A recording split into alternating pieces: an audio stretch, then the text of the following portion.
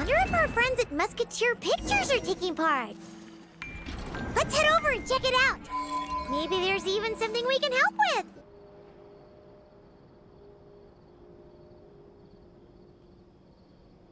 with. See? Told you they'd be here. Xavier! Oh, and Shiori and Furina too! Hydro Archon above! If it isn't my darling camera operator and clapper loader! A very happy Frontinalia festival to you as well! I'm guessing you came back to celebrate with us? Yep, and help out too! Even though the last festival had some unexpected hiccups, making the film was still super fun. Since you're all here together like this, you must be planning on entering the competition, right? Of course! A celebration of the entertainment industry. No one who's anyone would choose to sit this one out. It only happens once a year, after all. Fontaine Fashion Week might be more my speed, but the film festival brings in a lot of orders and boosts brand recognition, so I wasn't going to miss out either. A few new awards have been added this year, too. Best Director, Best Costume Design, oh, and Best Camera Operation. Ooh, sounds like we've got work to do. Come on, tell us! What's Musketeer Pictures film gonna be about? Oh, about that. What's wrong, Xavier? What's with that look? Oh, man, you weren't scammed by some shady investor again, were you? No, even I'm not naive enough to fall for something like that again. Besides, thanks to the fine people here, Musketeer Pictures has more than enough funds to shoot without investors. And yet problems persist. Huh? What do you mean? Well, we were planning to replicate our past success and shoot a film based on a popular novel. But as we were holding auditions for the female lead earlier today, a striking young mademoiselle wandered in by accident. Her disposition was simply ethereal, the look in her eyes somewhat melancholic. Oh, I wish you could have been there. The awe I felt can scarcely be put to words. You had to be there, friend. No matter where she stood, it was as if her surroundings, even the air itself, turned into the perfect shot. Guess you found your lead actress, then? No, quite the opposite. My script is entirely unworthy of her. I fear it is. Nevertheless, I couldn't help but approach the mademoiselle to ask about her background and what brought her to Fontaine. What did she say? Sadly, she said her best friend was gone. After returning to her own homeland not too long ago, she decided to visit where her friend was from to remember them better. Oh, no wonder she looked sad. Yes, but that's when it struck me. Why not cast her as the lead in a film centered around her search for this old friend? Huh? You're gonna rewrite the whole script? But is there even enough time? Isn't the prep work super complicated? We might not finish. Think about the difficulties we faced with the two Musketeers. We had to start from scratch back then, too. I'd say we're ahead of the game this time. Guess so, but... Don't worry, Paimon. Shiori and I have evaluated the proposal, and we support Xavier's decision. I won't really need to start on the costumes until the cast is finalized, so it's not too much extra work for me. Oh, fair mademoiselles. How can I ever thank you? Finishing the script would be a start.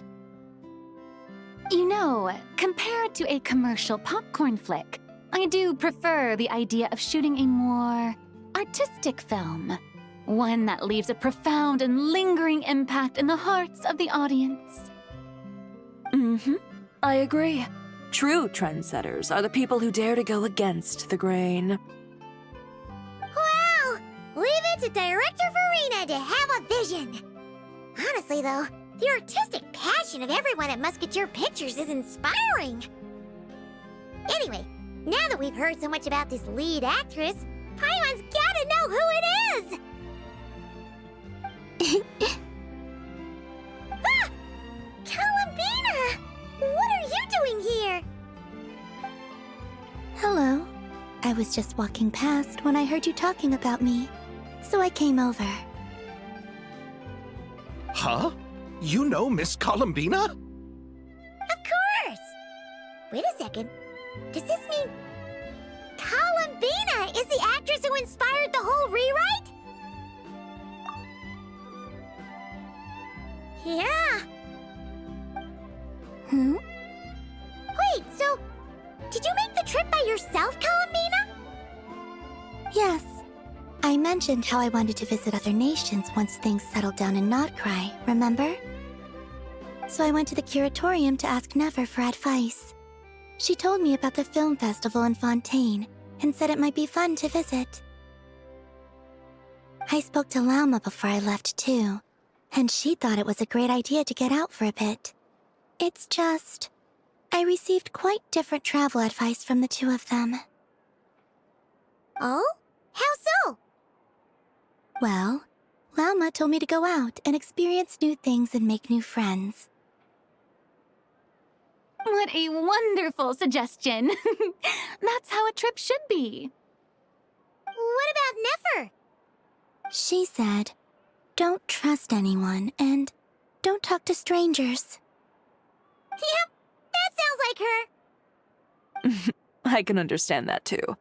It shows this Nefer cares about you a great deal, Miss Columbina. Yes, so I plan on combining their advice. All I need to do is turn strangers into friends, and then I can talk to them. Huh. That kinda makes sense, but also not. Hey, Chiori. Oh, look who's back. Happy Fontinalia Festival, you two. Oh, looks like we have a superstar in our midst. How about an autograph, Big Shot? Ha ha, very funny. All settled then? Yep, the Duke gave his blessing, and I cleared it with the Udex.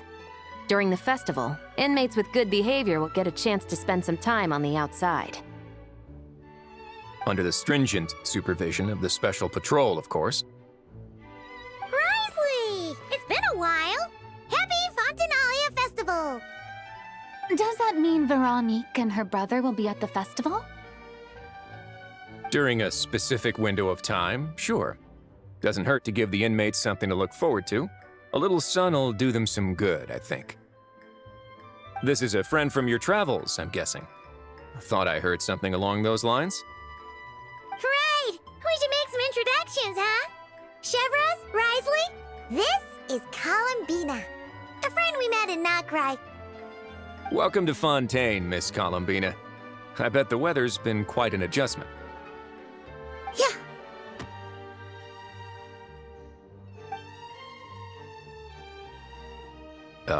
And not the good kind, I take it. No, I quite like it. It's a lot warmer than Notcry. Then what was the punch for? Oh, should I not have done that? The flowers that bloom here are so vibrant, and the people are so kind. I just wanted to become friends as fast as possible. Ah, so that was meant as a gesture of friendship. Is that right, Miss Columbina? Mm-hmm. Isn't that what friends do? Right. Might have been a bit premature in this instance, though. Your friend here is quite the character. Good thing we said something. You weren't seriously gonna go around punching every single person in Fontaine, were you? No, just the ones I wanted to be friends with. was trying to say is, maybe keep the punches to a minimum until after you're friends with someone. If you say so. You're quite the character, Miss Columbina. So, are we friends? Of course. Any friend of the Traveler is a friend of mine. Yeah. Oof.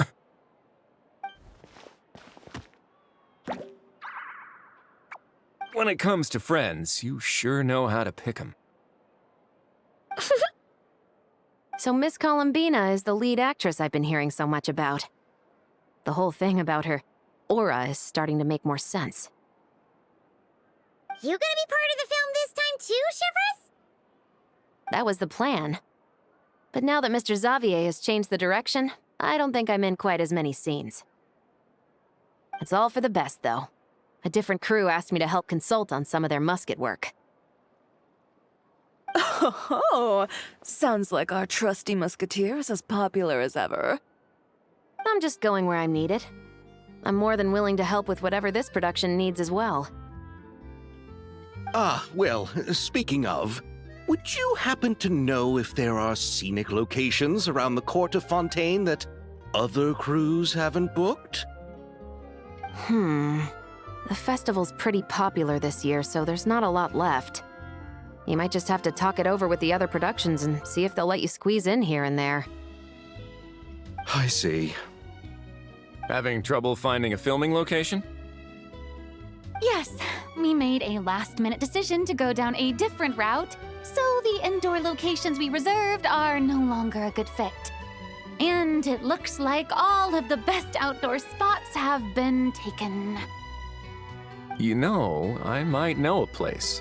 Good views, good atmosphere, and no production team has snatched it up. That sounds perfect! Where is it? You want me to reveal it just like that? Come on, let it be a surprise. As much as that sounds riveting, I think we should divide and conquer. You go do that, and Director Farina and I will take Miss Columbina around the city to discuss lighting and styling. Is that all right with you, Miss Columbina? Traveler? Yeah, everyone here is our friend. So don't worry about a thing and just focus on enjoying your trip. Okay. All right, then the Traveler and I will go check out this potential filming location. It might even give me some inspiration for the new script. I'll leave this to the Duke then. Until later, everyone. Maybe we'll run into each other on set. Okay then. Lead the way, Risley. Paimon's not built for suspense. Let's get this show on the road. Who said anything about roads? Huh?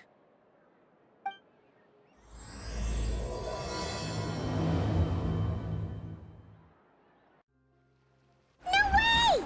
You brought the winglet up to the surface? It'd make quite the grand backdrop for a film, don't you think? Paimon's more focused on the fact that this thing is supposed to be underwater, inside the fortress of Meripede. True. And keeping up with the maintenance on a vessel this big is a lot of work. It takes a crazy amount of manpower just to keep it up and running. Oh, Paimon kind of thought it just sat there until you needed it. I wish it were that simple. The truth is the maintenance costs on this thing are substantial, so we decided to rent it out during the festival to earn some extra mora. Besides, the inmates are the ones who keep it in good shape. Seeing the fruits of their labor put to use is a good form of social rehabilitation for them. Huh, you've really thought this through. What you think, Xavier? Is this a good place to shoot? Ah, I've got it! Good messieurs and mesdemoiselles, I've got it! Gonna take that as a yes. The beginning is the hardest part, and the opening of this film has been eluding me, but now I know just how it should start. Glad to hear it. Thanks for bringing us here, Risley. Don't thank me just yet. this isn't quite a done deal. Huh? Not a done deal as in someone already rented it out? This person isn't affiliated with the production team. The rental fee was high enough to scare off plenty of other film crews, but she didn't blink. Made quite the generous offer, and didn't even attempt to haggle. Do you know what she plans to use it for? I'd like to at least have a rough idea before going in to negotiate. I didn't ask for the details, but I did see what looked like a fishing permit and a business license on her desk. My guess is she's planning on using it for some kind of restaurant or aquarium. A floating restaurant is sure to attract people, but an aquarium sounds cool too. The views from the ship make it a great spot for a date. The winglet might not be under my command right now, but it's always nice to see her admired. A film is sure to drum up some good publicity as well. I do hope we can work something out with the current captain. Well, guess we should head over and talk things out then. Best of luck. Wow! The winglet seems even bigger up close. The rooms are so spacious. Wonder who rented it out. Hello?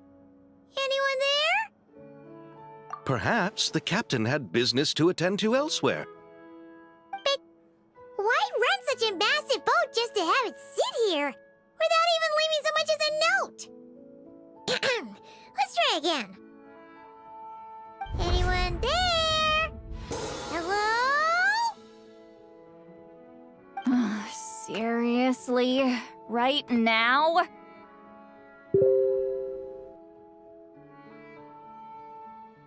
What is it gonna take to get some decent sleep around here? Is a nap too much to ask for? Sorry, the aquarium's closed for the... Huh? See Lolly? Traveler! Paimon! Hold on. This is just great! How am I gonna go out dressed like this? What happened to my regular clothes?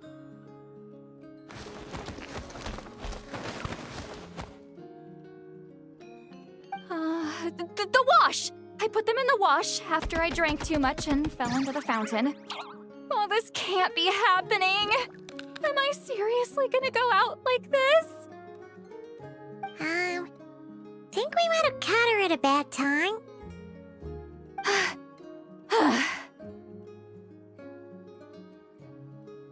See Lolly? I don't want to hear it. Hear what? A single word about what I'm wearing. No comments, none. Is that clear? Oh, yep. Crystal. Huh? You think so? No, wait, I told you not to say anything! What was... Oh, his thoughts. I heard his thoughts. How could I forget about that? Oh, this is so embarrassing. I seemed a little too pleased to get that compliment, didn't I? Wait, the mind reading went both ways. Does that mean the traveler's hearing all this too? Oh, you clearly did! Huh? What did we do? Paimon's not following. Nothing. It's nothing. Let's just move on. Did you need something? You're not here alone, I see. Hello, I'm Xavier, a film director and producer from Fontaine. I meant to introduce myself sooner, I just didn't want to, interrupt. No wonder we ran into each other in Fontaine of all places. you must also be in town for the festival then. That's right! We're helping Xavier with his film. In fact, we were hoping to shoot some scenes on this boat. You're the one who rented it out, right, Seed Lolly? Me? Rent a boat? I wish I had that kind of spare cash floating around. Not to mention the spare time.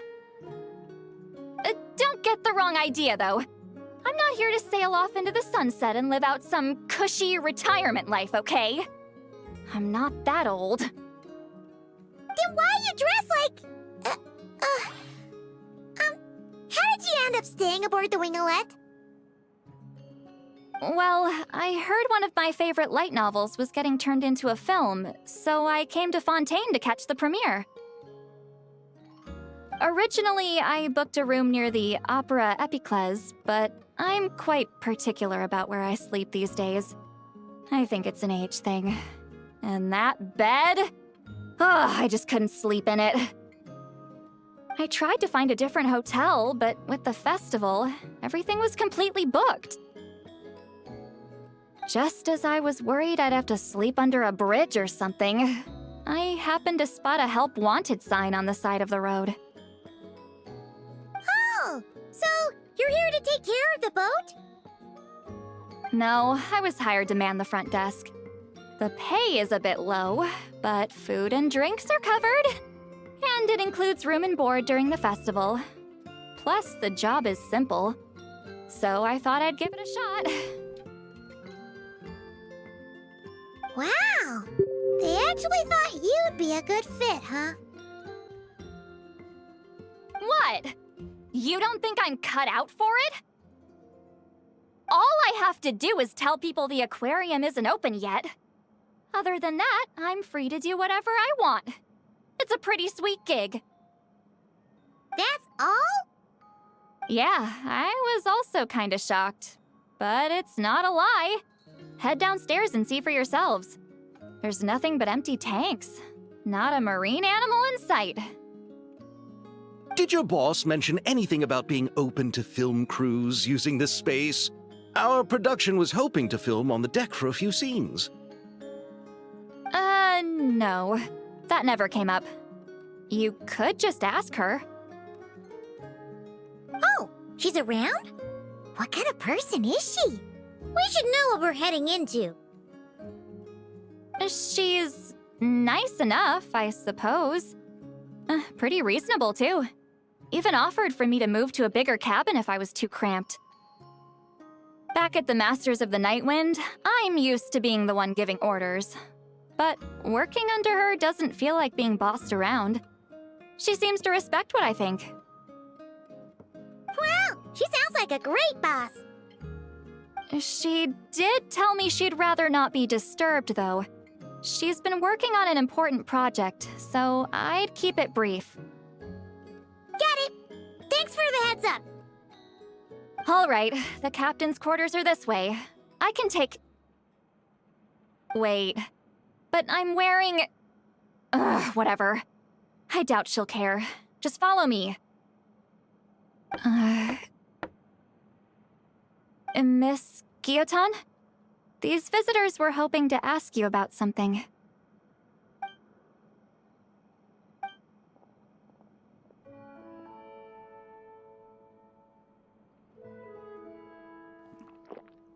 I thought I said to limit the interruptions. Just tell them the aquarium is still...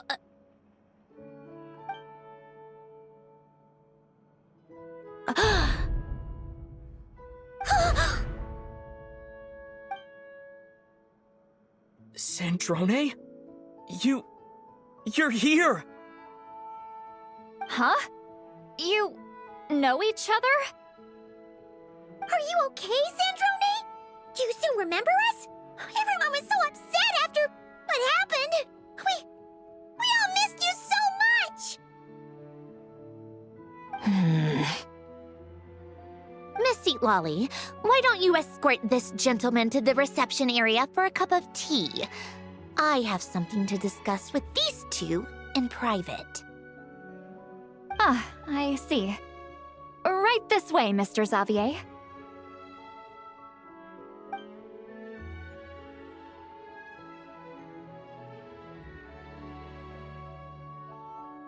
Sandrones?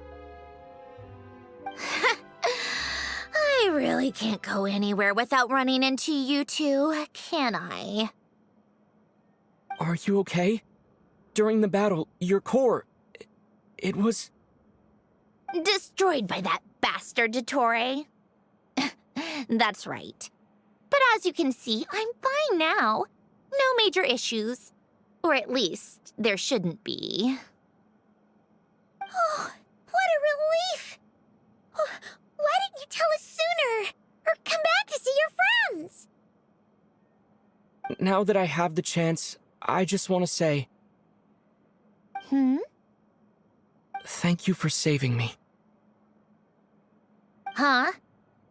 Don't get the wrong idea. I only saved you so we could complete that formula and defeat Dottore once and for all. Even if he did crawl back from the grave to make us all miserable again. That doesn't matter. You're still a hero. All right. But it wasn't just me. All I did was lend my brilliant mind to the cause and take care of one part of the plan. Although, I'm not denying it would have fallen apart without me. You got that right. You're amazing.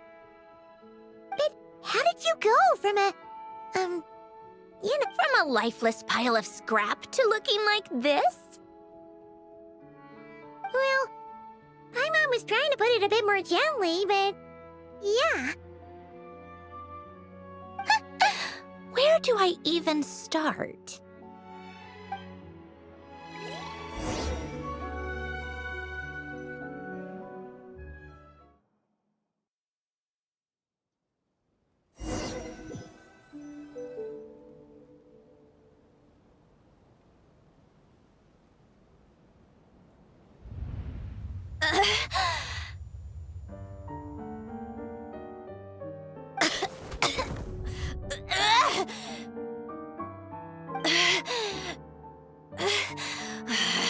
Curse it all! Where am I? Did we do it? How much time has passed? I'm not in one of that lunatic's experimental labs, am I? Wait, Fontanian decor. Books from the Research Institute. Phew. One thing at a time.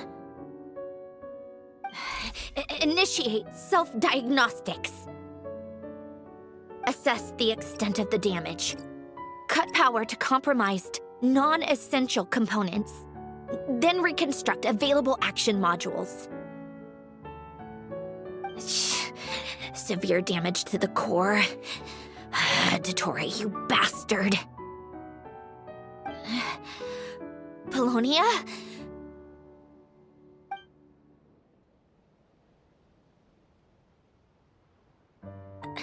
Polonia, wake up! Activate!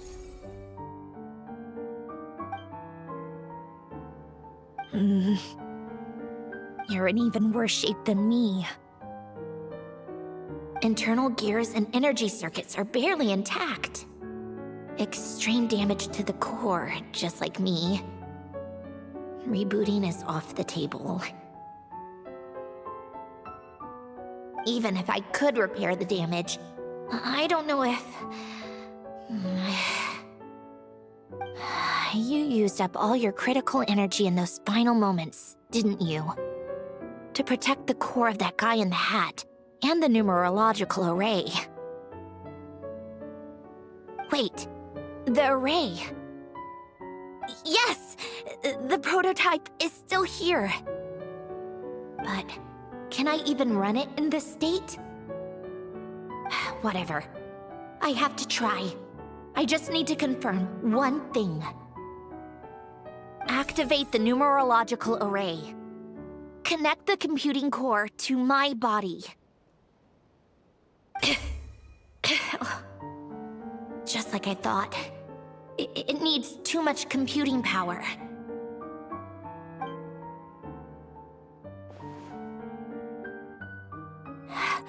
Cut off power supply to all functions except the thinking module. Please. I just need to ask one question. Initiate query regarding the 3 moon sisters. How many living moon goddesses are there in possession of the Trilunar Authority?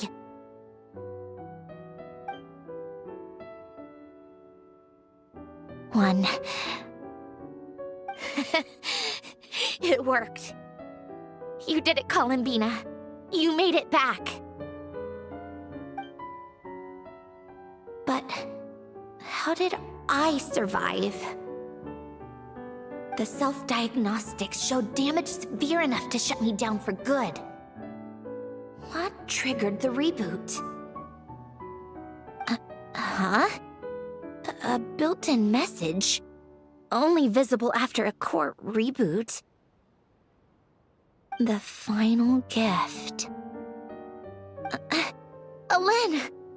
Were you the one who gave me the second chance? But why now?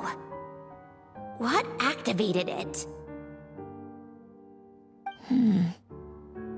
What is that?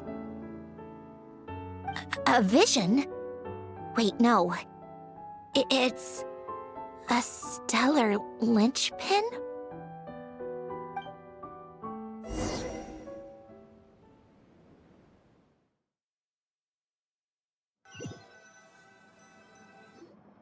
A stellar linchpin? You can think of it as a rare kind of vision. As for what causes one to manifest, well, that's still unknown. But in Snezhnaya, or in Afatui's research at least, it's believed to have some connection to the third descender. The third descender? We knew his remains were used to create the Gnosis, but this is the first we're hearing about a stellar linchpin. You knew about the remains? Right, of course. Look who I'm talking to. Yes, the heavenly principles used the remains of the third descender to create the 7 Gnosis as a means to consolidate the Archon system. Visions result from that same system, so extrapolating from there, it's clear that the manifestation of a vision is also, to some extent, related to the third descender. Still following? For those that wield them, visions serve as a means to channel elemental power. The same is true of stellar linchpins. The difference is that, when wielding elemental energy, stellar linchpin users often exhibit a unique kind of power that seems to come from beyond to that. It's believed that, when a stellar linchpin manifests, impurities from the remains of the third descender get fixed in place. Hence, the name. That's also believed to be the source of the strange power I just mentioned.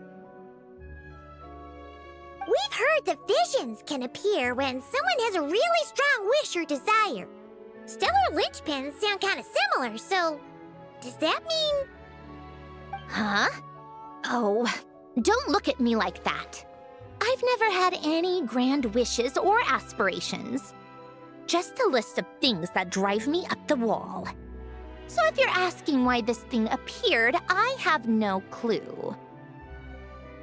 All I know is that without it, the gift Alen left me, this built-in second chance, never would have triggered. The damage to my core was too severe.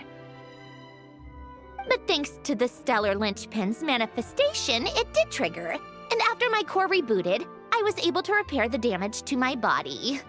I also managed to import the numerological array, along with some of Polonia's surviving algorithms, into this form. Wait, does that mean Polonia is... Yes. Unfortunately, Polonia is... beyond repair. Oh, we're so sorry to hear that. You also mentioned something about a final gift? Yes. Alain often spoke to me about wishes and desires when he was alive. I suppose he thought there might come a day when I wished for something, and was willing to sacrifice my own life to fulfill it. So he left me a chance to start over. No, never. Alain once said I was his proudest masterpiece.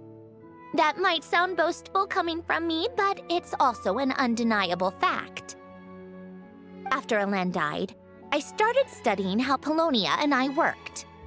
Polonia is essentially a computational machine, so it wasn't difficult to figure out the mechanical principles there. But when it came to my own structure, that's when Alain, the Lord Artificer's true greatness, struck me once again. I attempted to imitate it when I created Catherine, but in the end, she turned out to be nothing more than a superficial replica. What? But his creation skill, Catherine, is super impressive. We were shocked when we first found out she was a puppet. No, she's nothing compared to what Alain was able to create. Some of the mechanical principles of my own core are still a complete mystery to me. Keeping that gift hidden wasn't even a challenge for him. Just a shame I had to waste it on fighting Dottore. I just couldn't stand the thought of him coming out on top. If you put it that way, the world owes me a whole lot then, doesn't it? Wait, but all this still doesn't explain what you're doing here. Risley said you rented the ship and even had some kind of fishing permit?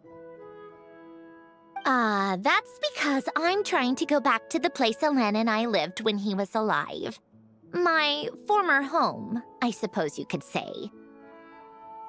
The second chance wasn't the only part of the gift.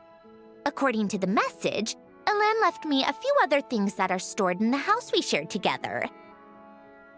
I'm hoping that whatever he left me can help fix certain anomalies in my rebooted core. And help me understand why I received a stellar linchpin in the first place. Okay, so go back then. What does that have to do with fishing? And to think I'm talking to the saviors of Fontaine. Did you forget that the water levels have been rising for centuries? I can't just go back to the place I used to live because now it's underwater. Oh, right. With the rising water levels and changes in terrain, it's not just a matter of finding where it is, but also clearing away any sediment or debris. But Fontaine law prohibits unauthorized individuals and organizations from excavating underwater ruins. A Melazine caught me the minute I even made an attempt. Why not apply for authorization then? And face the endless slog of Fontanian bureaucracy. No thanks. Besides, I'm a Fatui harbinger. The diplomatic implications alone would be enough to give the gestionnaires at the Palais Mermonia a headache. A fishing permit, on the other hand, isn't difficult to obtain at all. Minimal paperwork required, and under the name Guillotin, the application was a cinch. So you're exploiting a legal loophole? Am I? That underwater home belongs to me. If I happen to chance upon it while doing some fishing, what's the issue with that? Of course, I do have to catch some fish to put in the aquarium, just in case the gestionnaires come to check up on things. That's also the reason I hired someone to man the front desk. Huh? But isn't that kind of a waste? He went to all the trouble of getting a business license and rented out this giant ship, just for show? If you want to run an aquarium that bad, be my guest. Use the facilities however you want. I'm certainly not going to stop you. I want is to go back home and see what other gifts Alain wanted me to inherit. Hold on. Enough about me. What are you two even doing here?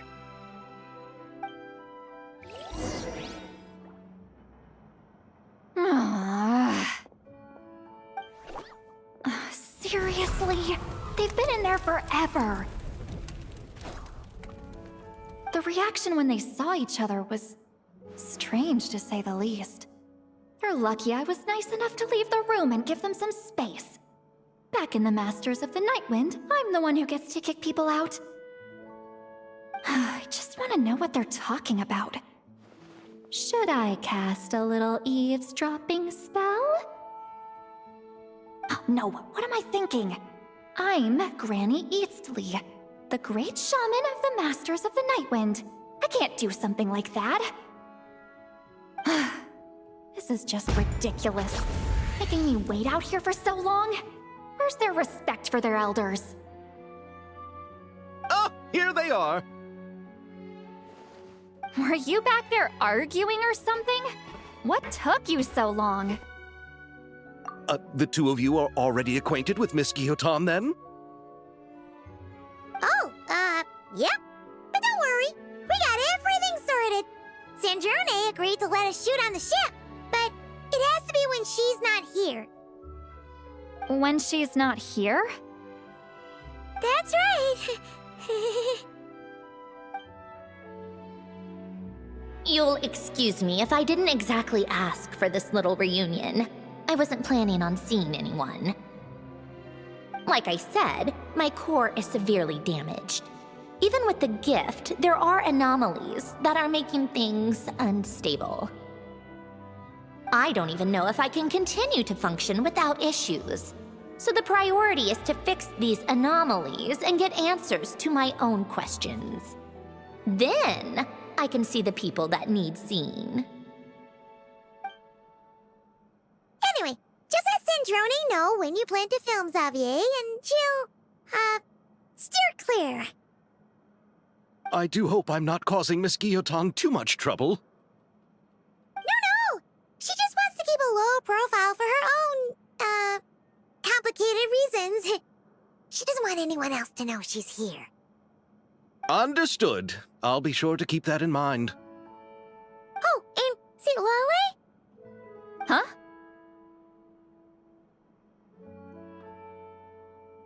You mean Miss Guillotin? What does she want? Oh, please don't let it be about the pajamas. What?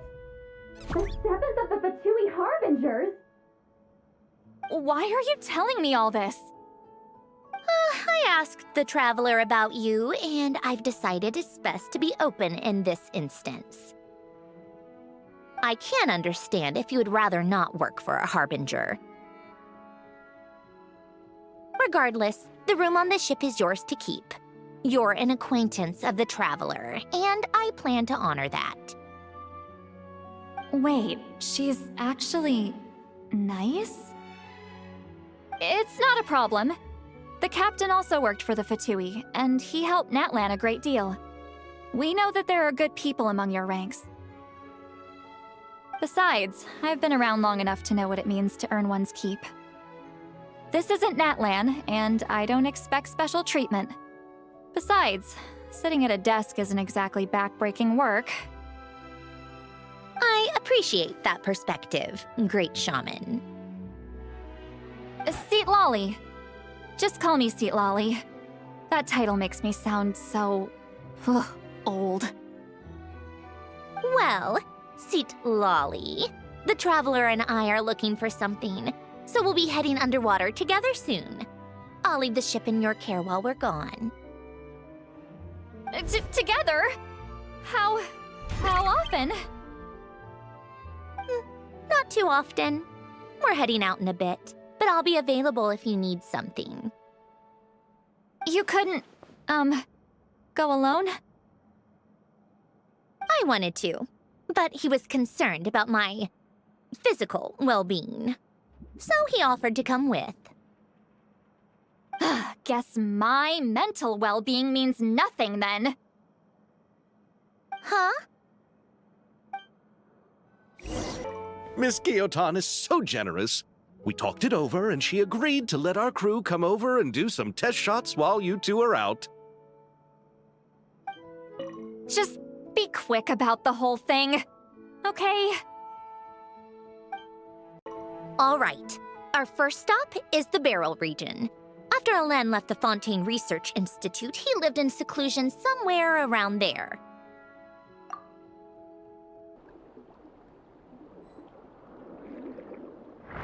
Huh. This place has changed a lot. Guess I really have been gone for a long... Let's look around and see what we can learn. Oh, and don't forget to catch a few to take back. We need to keep up appearances, remember?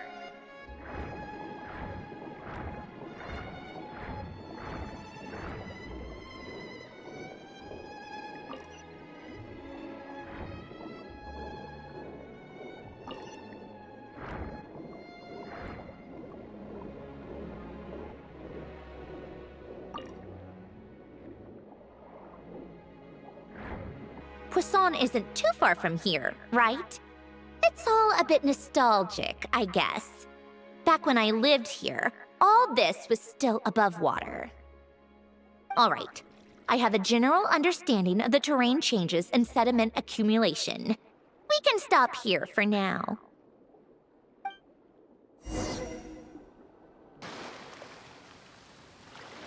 That went smoother than expected. I appreciate the help. No problem. You doing okay though, Sandrones? Seeing your home look nothing like you remember, that can't be easy. I'm fine. Times change. People change. That's the one thing you can actually count on. I made peace with that a long time ago. You should head back and put them in the aquarium tanks. We finished ahead of schedule, so your crew is probably still on the ship. I'll follow in a bit. Right. Xavier said he was gonna test out a couple of shots. I'm sure. I want to take another look around on my own. Okay then. Want us to let you know when the filming is done? No need. Columbina relies on Kuvaki to perceive her surroundings. In Nodcry, her senses are heightened because Kuvaki is everywhere. But here, as long as she doesn't activate her abilities, her range of perception should be equivalent to an average person's line of sight. I figured that out back in Snezhnaya. That's oddly specific. I have hiding from her down to a science. So, what? Things might be a bit different now that she's merged with the Moon Sisters, but I doubt there's been a drastic change. The point is, you two can head back. Don't worry about me. Okay, if you say so. Come find us on the ship if you need anything.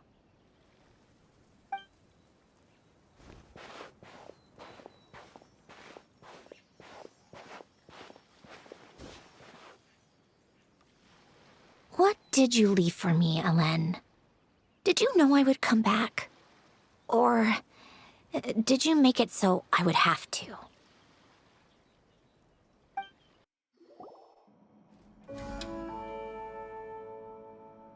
Xavier, we're back! Shh! Quiet on set! They're filming over there. Oops, sorry.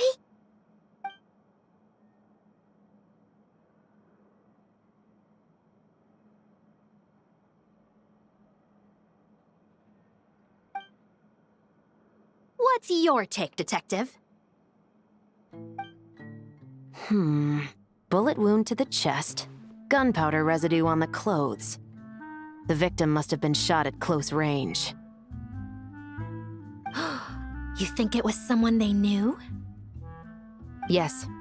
It's possible the suspect arranged for them to meet at this very spot. A reasonable deduction. But you're overlooking a crucial clue. What? The victim's pocket watch is missing. And cut! I think we got it! Good work, everyone! Phew, finally. Acting was nerve-wracking for me when I first tried it, too. Just loosen up, and you'll get used to it in no time. Severus! Charlotte!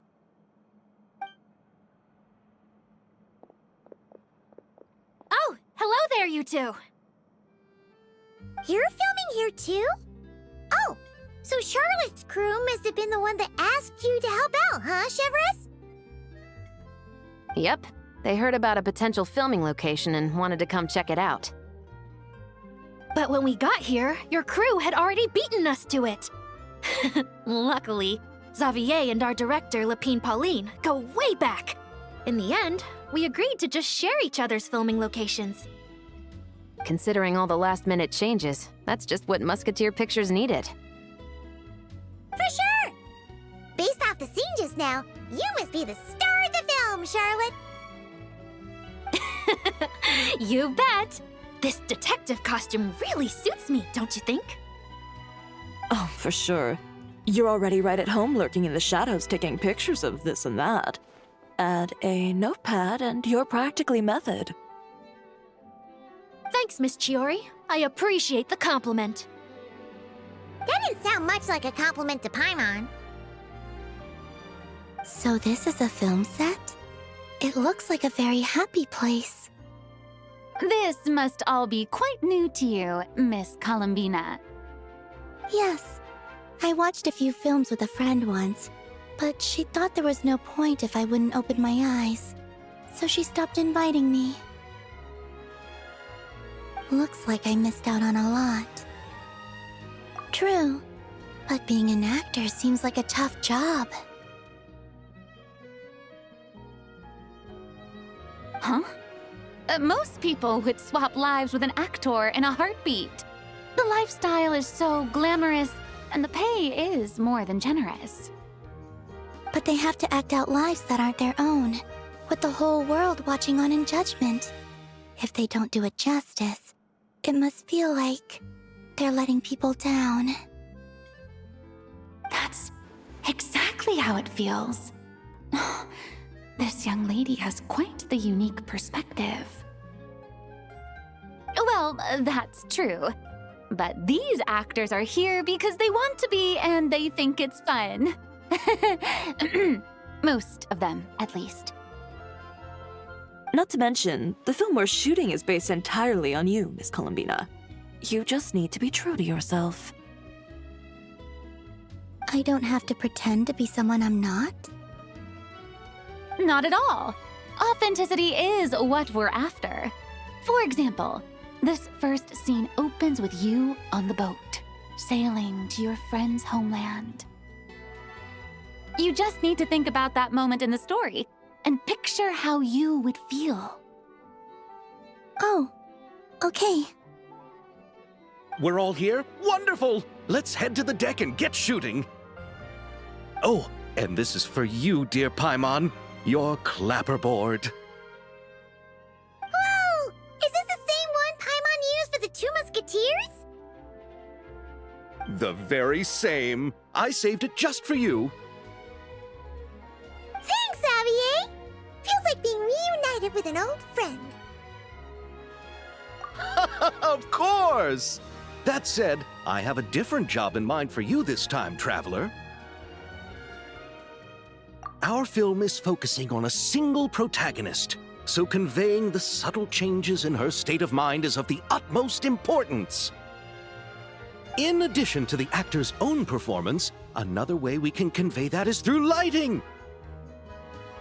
Huh? But there's already a lighting specialist, isn't there? Yes, but it's clear the Traveler and Miss Columbina share a deep bond. You might have a better chance of understanding her frame of mind in certain scenes. Oh, that makes sense. So, what do you say? Willing to take on the role of lighting specialist? Then we'll combine them! You can be the chief lighting and camera specialist! Ha ha! It's settled! I leave the job of translating our leading lady's inner thoughts in your capable hands.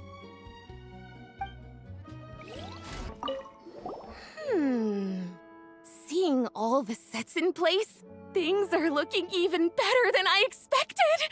The actors are doing great too. Editing it all together is gonna be a piece of cake. Bet I can finish it in one night. Hi, Lapine Pauline. Hey, you're back! The timing couldn't be more perfect. If there's one thing you absolutely can't miss, it's the Fontinalia Film Festival. And you're a director this time. That's so cool. It's all thanks to my apprentice, Nanette. She's the one who told me to read Great Detective Herlock in the first place. And then it struck me. This would make a great film. What about your savings, though? You didn't... Yep, I went all in. Paimon was worried you'd say that. Oh, relax. It's different this time. I met director Xavier back during my camera outsourcing days, so I got to know the industry a bit. I know exactly what our film needs and what the fans want to see. So be sure to check it out. I'm confident we've got a winner on our hands. Sounds like it. But we've got some filming chops ourselves. It's definitely still anyone's game. Then may the best film win. Oh, I didn't expect to run into you two on set. Happy Fontinalia Festival. Nice acting back there, Charlotte. Thanks. I'm, usually the one behind the camera, so it's actually pretty nerve-wracking being the center of all that attention. But I've known Miss Lapine Pauline for quite some time, so we work really well together. Miss Lapine Pauline prefers to assign roles based on our own personalities. She'll even adjust the script to make it a better fit. The scene from earlier was just me and Chevres, but Navi and Emily are also going to be taking part. Ooh, that's quite the lineup. Your film's leading lady also seems like quite the score. Just on first impressions alone, it's clear she's someone special.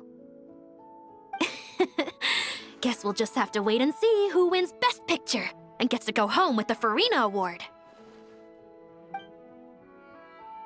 Without any further ado, it's time for production on our film, A Homecoming, to officially begin! Turning it over to you once again, Director Furina. All right. Positions, everyone. Camera operator, clapper loader, get set up. Let me know when lighting is good to go.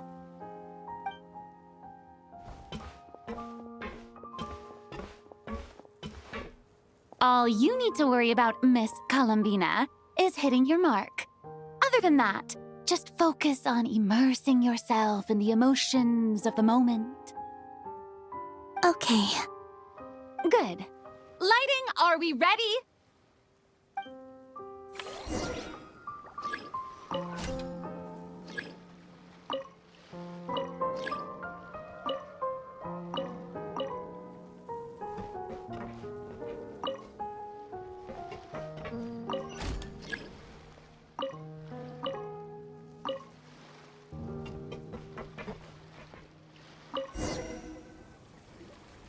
Ready. All right, quiet on set. 3, 2, 1, action!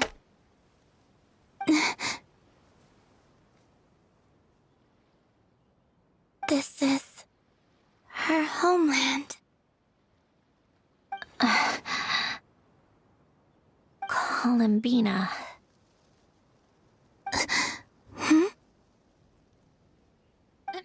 Cut!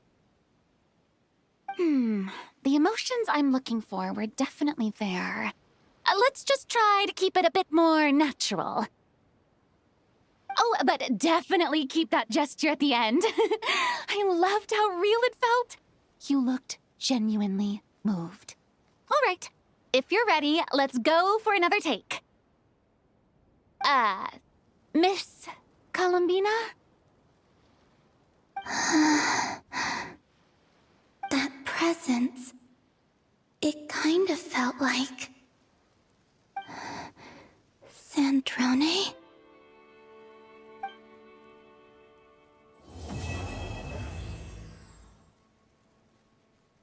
Performance, Miss Columbina! Truly excellent work. Thank you, Director Farina. You really don't mind me not taking off my eye mask? Not at all. Xavier and I already talked it over. The character is based on you, so there's no need to change what you're accustomed to doing. Besides, the mask could become one of the defining traits of our film's leading lady. Just like you suggested, we'll leave the reveal to the more important moments.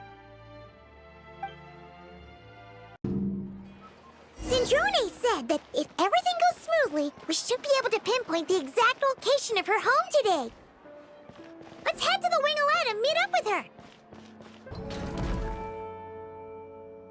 Ah, you're here. We should get going then. Xavier and the others should be filming soon. How's it going? Have you managed to figure out the location of your home yet? I've narrowed down a few potential locations. We just need to take a sample from each one. Once the equipment analyzes them, we should know the exact location and where to find the entrance. Great! We should get started then.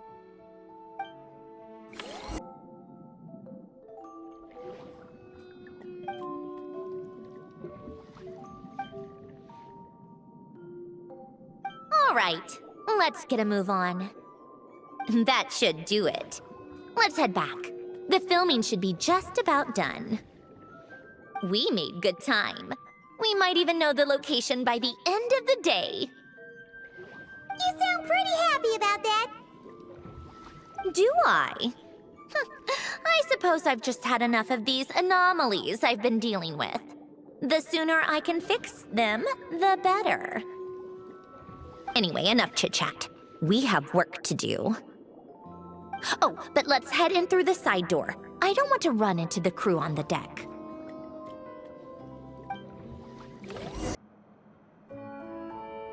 All right. Now we just need to wait for the results. Since we have some time to kill, I suppose I might as well see how this aquarium of yours is coming along. You seemed quite enthusiastic about it, after all. It's really coming together.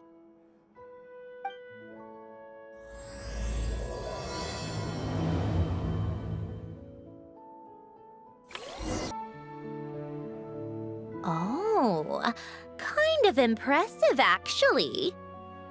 These must be the ones we caught the first time we went underwater. Like it? It's fine, I guess. Nothing special. Come on! It sounded like you really liked it just now. You're that proud of it? Is this a sense of accomplishment or something? Well, yeah. And it's pretty. You know it's gonna be gone soon, though, right? What do you mean? After the festival, this ship will be returned to the fortress of Meropide, and this aquarium will be no more. So? So, no matter how much work you put into this place, once the festival is over, it's all just going to disappear. But not making the most of it when we have the chance is an even bigger waste. But if you know it's all going to be gone one day, why even bother? Well, because... Because you still get to keep the things you gain along the way. And those are things that can never be replaced. Doesn't that make losing them even harder? Well, if you put it like that... But the happy memories we make along the way last forever. You just have to take a more glass-half-full perspective. Not to mention, everything we do here is gonna be on film, so it'll still live on in some shape or form. And when you look back on it, only happy memories will come to mind? Exactly! So it's about finding joy in the process itself. Traveler! You're back already? What's wrong with that? You say that like it's terrible news or something. How did you get here? I didn't see you on the deck. Oh, never mind. We need to help Miss Guillotin hide ASAP. The crew is heading over here to shoot any second. What? They should be done by now. There was a mishap earlier that cost them some time. I was waiting on deck so I could warn you the minute you showed up. Anyway, you should head back to the captain's cabin right away. They're gonna be here any minute now. Ugh, finally!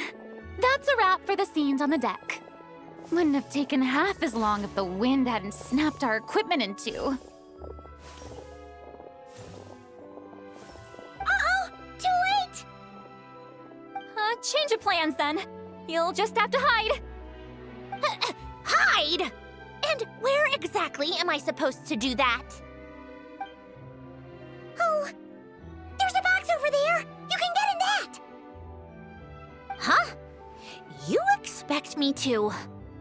Do I need my makeup done for the next scene too? For the love of... Let me see. Maybe just a quick touch-up. Huh? Traveler and Paimon? What are you doing here? I thought you took the day off to take care of something. Huh? Oh, well, it didn't take as long as we were expecting, so we came back early. What about you guys? You're still not done shooting for the day? No. We ran into an issue that, set us back. It meant Miss Charlotte's crew wasn't able to wrap either. We both still have scenes to shoot in this aquarium. Oh, that's not ideal. For several reasons. Let us help then. The sooner we wrap, the sooner everyone can get some rest. All right. Thanks, you two. Miss Charlotte's crew can go first then. If I'm not mistaken, you still have a night shoot later. Thanks, Director Farina! Of course. Fellow artists should help each other out where we can. Agreed.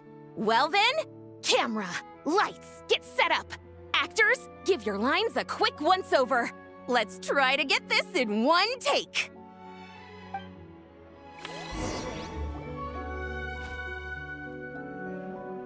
All right, places, everyone! And 3, 2, 1, action! So, the story ends like this. But when Duke Saint Germanus departed, he clearly said that everything was beyond redemption. Huh? That sounds familiar. Wait, it's from that novel I came across while researching the numerological array. He's only a genius when it comes to mechanics, and everything else, he's just an ordinary person. Huh? What was that noise? Whatever, I'll just fix it in post. Miss Jacoba, please don't speak as if I were the accomplice. Not so hard. This box isn't sturdy enough for that. This is why I keep saying, don't put too much trust in Clockwork Mecha. Unlike humans, machines don't have a heart.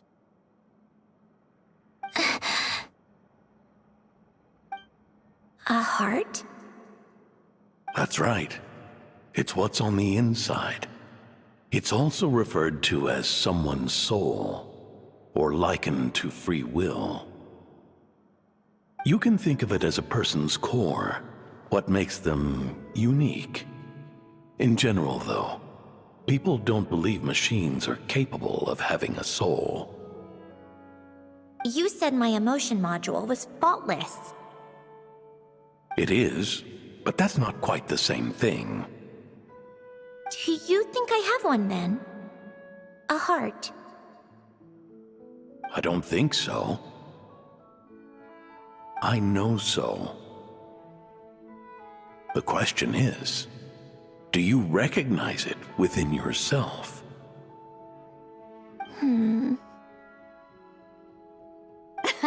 That's where you're wrong. I can't believe this. Forcing me to hide in a box and listen to this drivel. Me. In the end, clocks tick through tranquil years.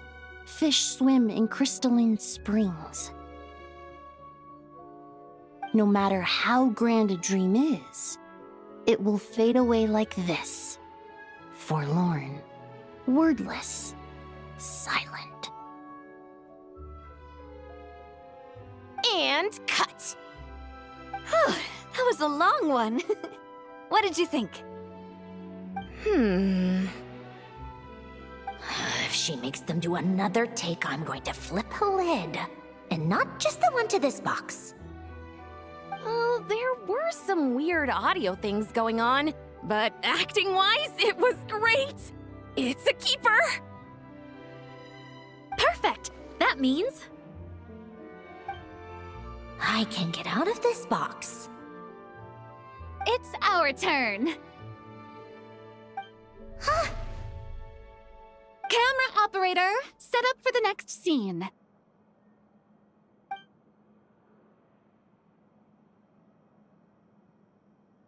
In this one, our protagonist peruses an aquarium in a foreign land and gets swept up in memories of her friend. So, in terms of lighting, that's the vibe we're going for. Got that? Shoot. Paimon thought there'd be a break and Sandrones could slip away. What are we gonna do now? Break a leg! Yep, we're headed off to shoot our next scene.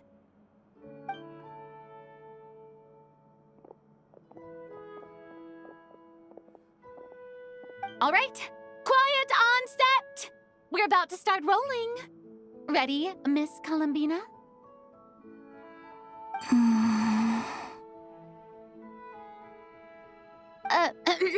Miss Columbina? I think she would like this.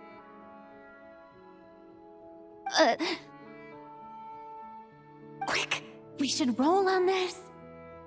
It doesn't forage with the others, or prey upon its smaller kin. Instead, it remains where it is, cradled in the coral's quiet beauty, as though the raging cyclones above are of no consequence.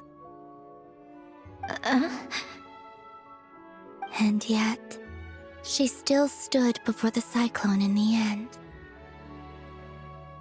So I think that story has it wrong. She is no different than us. She has a heart. Columbina. Hmm?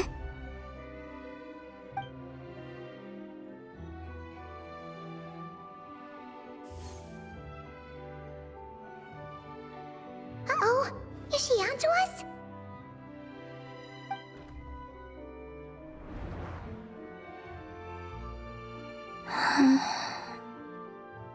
What is she doing? Cut! You okay, Columbina?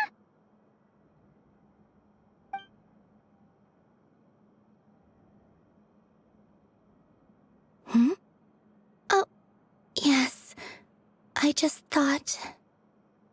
Why don't we take a short break? It's been a long day of shooting so far.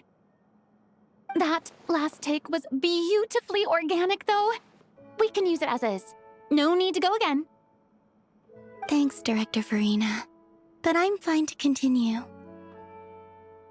You're sure? In that case, let's shoot some quick B-roll. Then we can move to our next outdoor scene.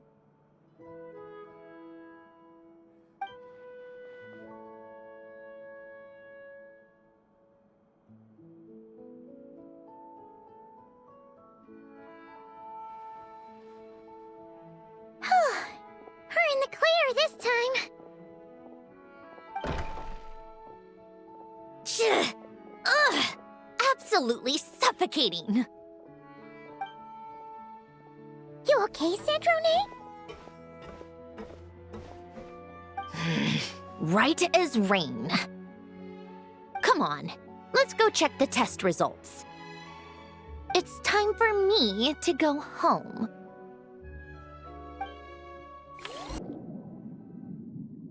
All right, it should be around here. Give me some space. I'll activate the water insulating mechanism.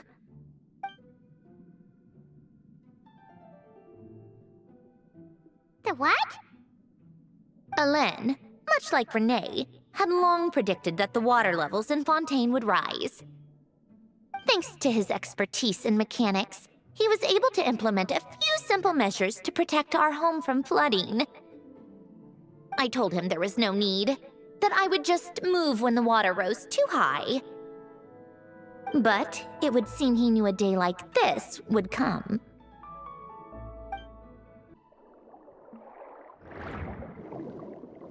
Go activate the mechanism for the first sluice gate. That will fill the empty middle chamber with water.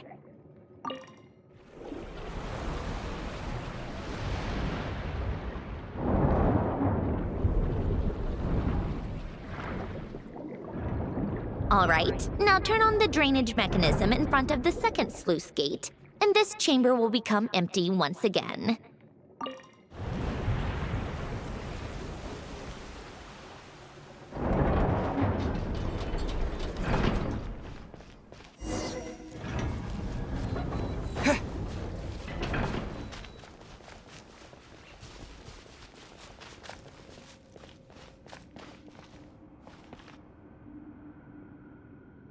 So, this is where you used to live?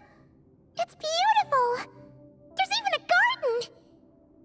Back when I lived here, it was my job to tend to the potted plants and flower beds. Still growing strong even after all this time. Who would have thought? If the weather was nice, I would take Alain out in his wheelchair and we would go for a walk. Before long, we started bringing Polonia along too. Come to think of it, I was the only one who could get around easily back then.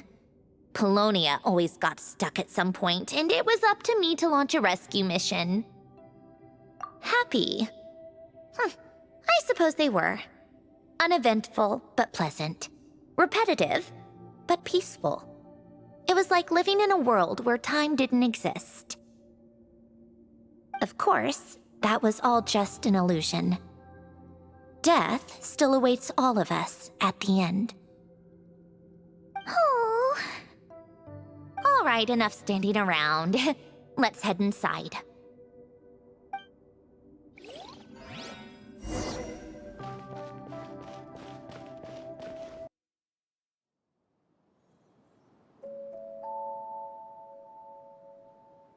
Yep, this place is exactly how I left it.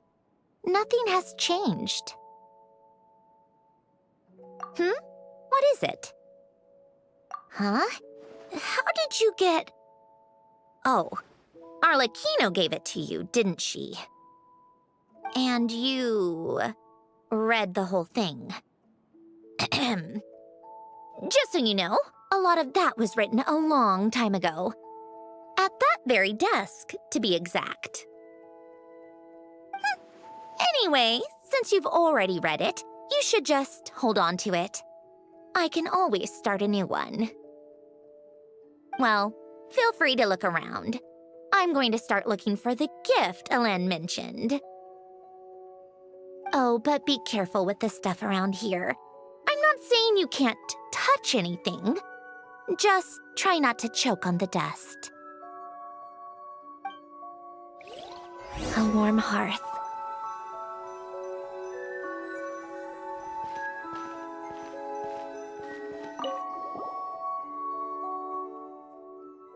Wait, the people in this picture look kind of familiar.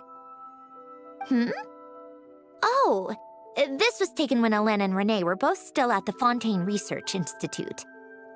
Before their falling out. In his later years, Alain would often sit by the fireplace and stare at this picture. rearing an expression somewhere between guilt and longing. He said he sometimes regretted not helping his friend when he needed it most, even if just to stop him.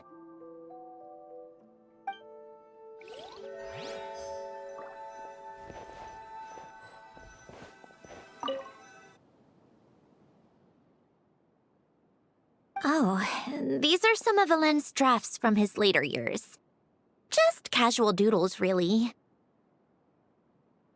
And these are just some unimportant letters. I couldn't be bothered to sort through them before I left.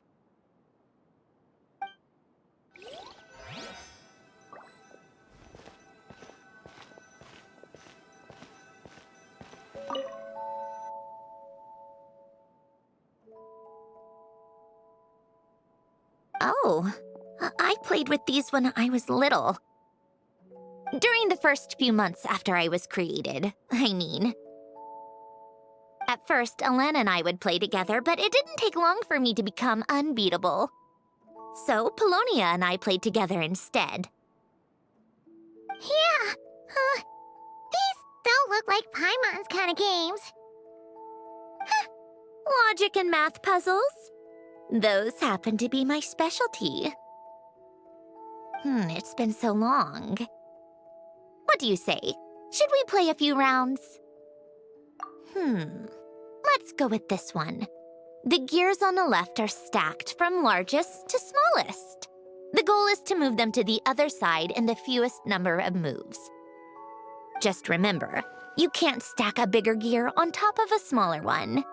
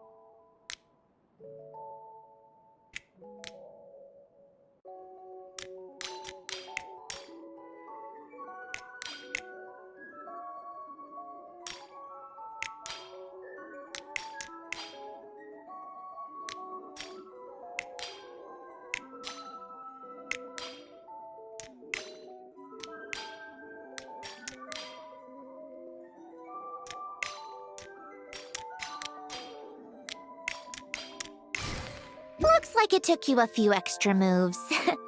My first attempt was the same. You'll get better with practice.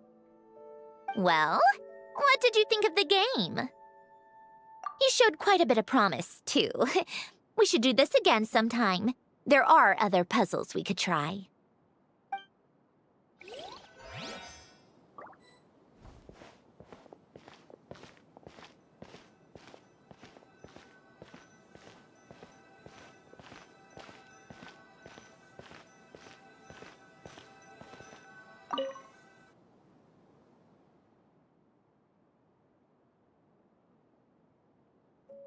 This was Alain's workbench.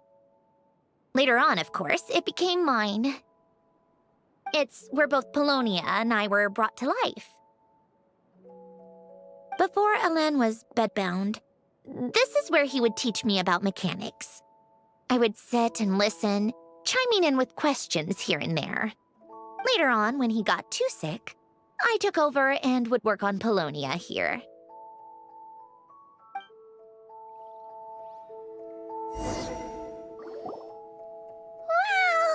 This house is filled with so many memories! It's so cozy and charming! You should have seen it in its prime, when people actually lived here. A lit fireplace, a steaming cup of coffee. That's the real deal. You know, we also used to have a mechanical piano that Alain built. Oh, how chic! Alain never played it much. He probably wasn't able to at that point. But I managed to teach myself. Music theory is essentially math after all. Once you learn the patterns, it's not really that difficult. I loved perusing Helen's collection of classical music. The chords and harmonies felt like individual mathematical puzzles.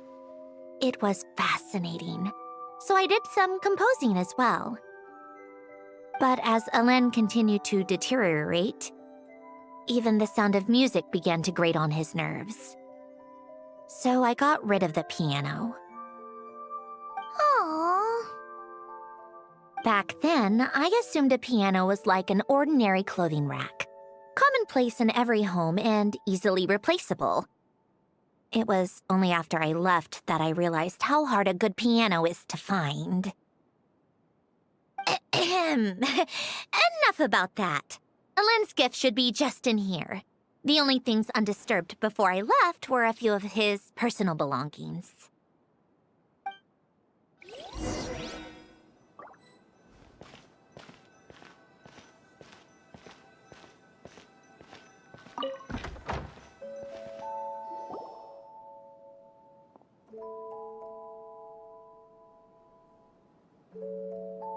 Wait, there's a hidden compartment at the back of this box. Looks like it's locked with some kind of gear mechanism. Knowing you, Helen, I'm guessing it goes like this, then like this. Got it. Am I a genius or what? Let's see here. A box? Well, you gonna open it?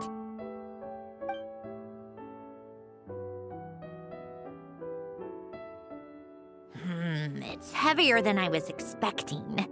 Just how much stuff is in here?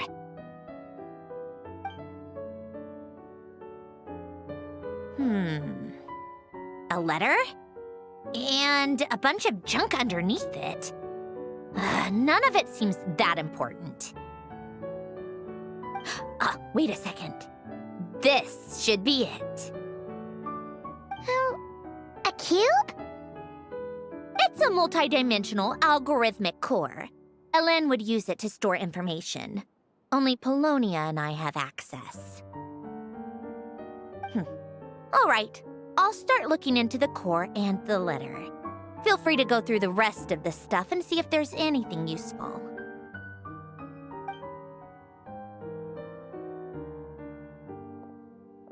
Okay. Hold on. There's another picture in here.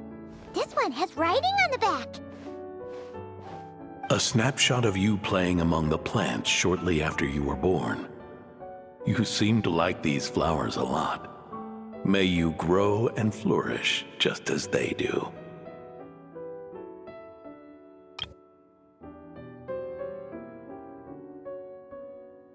Huh?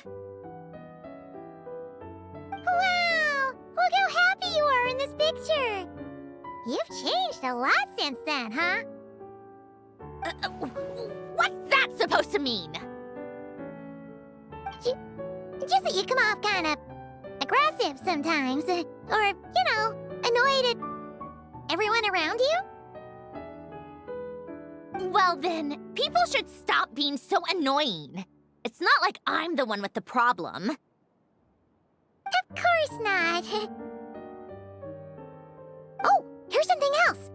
Looks like a piece of paper torn out from somewhere. Today, I solved another math puzzle and made a breakthrough on a construction problem the Institute has been stuck on for years. Am I a genius or what? No, wait, that's From now on, I should have people address me as Her Highness the Clockwork Princess, Unraveler of all reason. No, nope, no more of that. I thought I tore this page out. You wrote this? Then how did it get... Wait, there's more writing at the bottom. You seem to have developed a distaste for this particular entry, considering I found it in the trash. I'm sorry, but I could not help but hold on to it. Forgive me. Helen! Don't be embarrassed. Everyone goes through a phase like that. Nonsense! I wasn't even the one who wrote that. It must have been Polonia. That's enough. I told you it was Polonia. You know what? We're done with this. No more rifling around in the box. Just put it down and let me read the letter.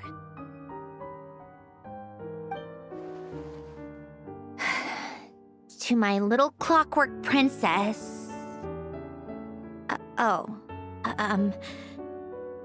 Not another word. Got that?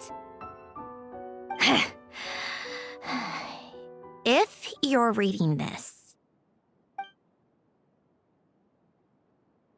You've most likely received the gift I left for you. I just hope you didn't stumble across all this while cleaning out my effects or something trivial like that. I once asked if there was something you wished for. Do you remember that? I wonder if time has changed your answer. Regardless, I have another gift. A formula that will allow you to come face to face with the anomaly inside of you. If you even still call her that. Why this gift? To understand that, allow me to wax poetic on the soul once again.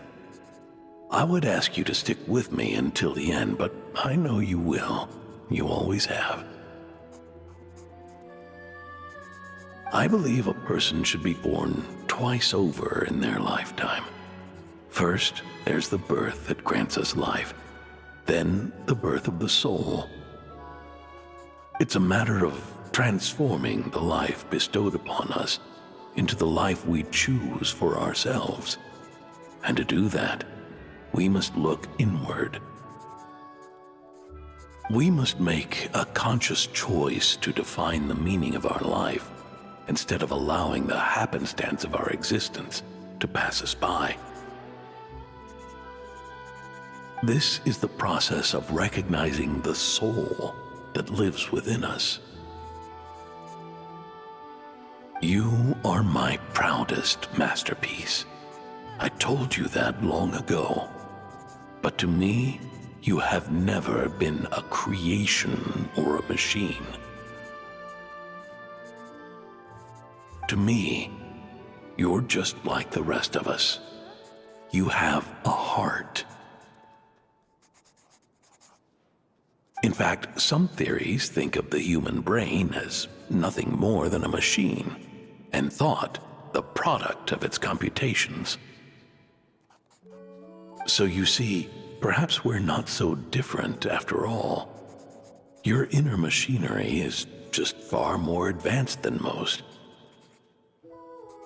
No matter how one looks at it, the heart is a complex thing, a place where logic and reason collide with our emotions. Your computational capacity allowed you to become sentient and develop logical reasoning, but it also granted you something that, on the surface, might seem contradictory: emotion. Emotions and logic often clash with each other, and those instances of discord can accumulate over time. That is the source of what you refer to as the anomalies within you. As you told me once, you've always known what you don't want, yet you've never wished for anything in particular. Similar to how a blind person can feel when a part of their body is in pain without being able to fully visualize its form, such is your relationship with your soul. So, what I leave you now is this: a formula that will allow you to see the shape of your soul. For if you want to protect your heart, you must first be able to recognize it within yourself. Of course. Whether you use it is entirely up to you. You are, and always have been, free to do as you wish. Regardless, whether by my formula or some other means, I trust you will know your heart one day. You always were a fast learner. And the smartest person I've ever known. Ellen. Oh. I'm fine. I've already figured out how this formula works. Let's get out of here and then we can use it. You made up your mind already? You're gonna do it? Why wouldn't I? Resolving the anomalies within my core is the reason I came here in the first place. No, I can do this on my own.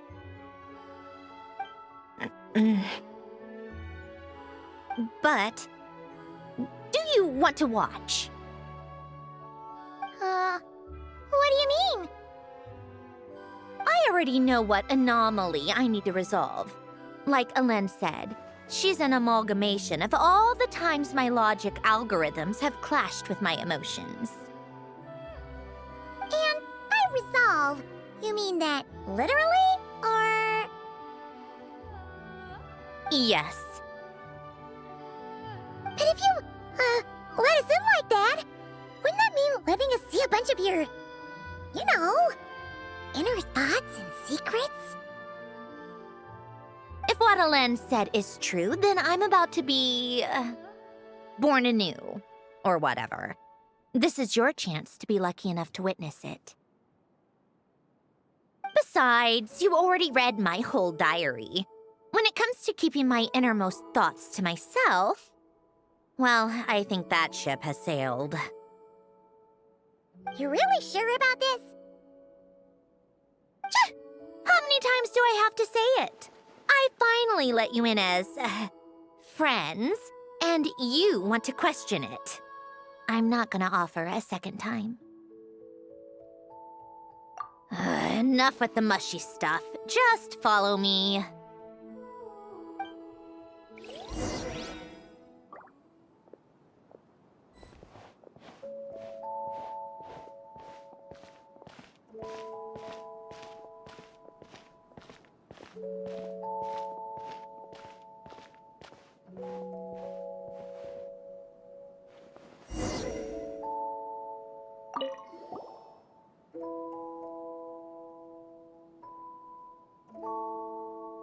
Right. With the numerological array, I can construct a simple formula that will allow you to experience what I see and hear in real time.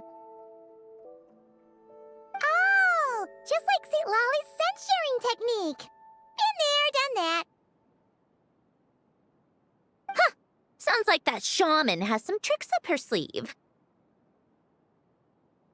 The arcane and the mathematical are both fundamental laws of this world.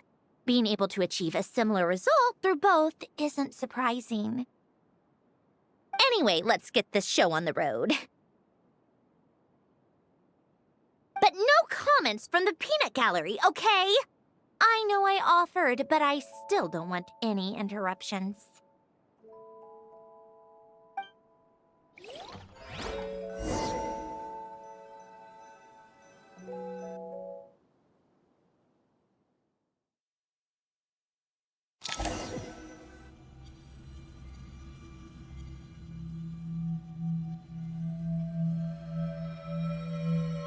Is this my heart? No, it's probably just the result of Ellen's formula. A space dedicated to resolving anomalies. Huh. But it looks like the walls are all... mirrors? You made it. About time. Is that me? From the past? You just spoke of anomalies. Well, here I am. What happens when emotion contradicts reason? Shall we sit down and talk?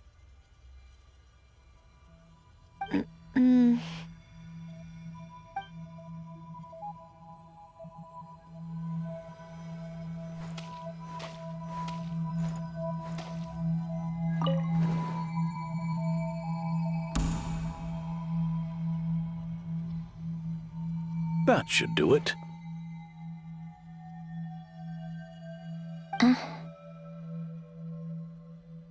Hello, my name is Alain Guillotin. Can you hear me? Brings back memories, doesn't it? The time we spent here. Here, I want you to have this. A notebook? You can use it to write things down. I don't need to write things down. I have unlimited memory. Even so, some things are more important than others, right? You can use it to write about the things that matter. So you wish me to carry out a basic priority sorting operation? I suppose you can think of it like that for now. But journaling is also an act of finding oneself. Much like we use wooden stakes to guide a plant to grow in a certain manner, what we choose to write down gives the soul much-needed direction. In the act of choosing what to forget and what to hold on to, we decide what kind of person we want to become. I don't understand. Like I said earlier, I don't need something like this. This is where we were born, where our life began. Mornings of tending to the garden, afternoons spent cleaning, reading, or studying. Evenings of cozying up by the fire, listening to Alain share stories about his past. Alain. What is it? What are you drinking? Oh, this? It's coffee. It, makes me more productive. I want to try it. Oh, okay. Here. Bitter. Speaking of, why did you design me with senses? Taste, smell, touch. Well, I'm not quite sure. It just felt like the right thing to do. I suppose I hoped you might have a life of your own one day, and that you deserve to experience all life has to offer. Oh. Still bitter. But the smell is nice. I thought those peaceful days would go on forever. You know that's not possible. Maybe. But how was I supposed to know the end was just around the corner? That was just bad luck. Was it? Well, it certainly became a pattern, now didn't it?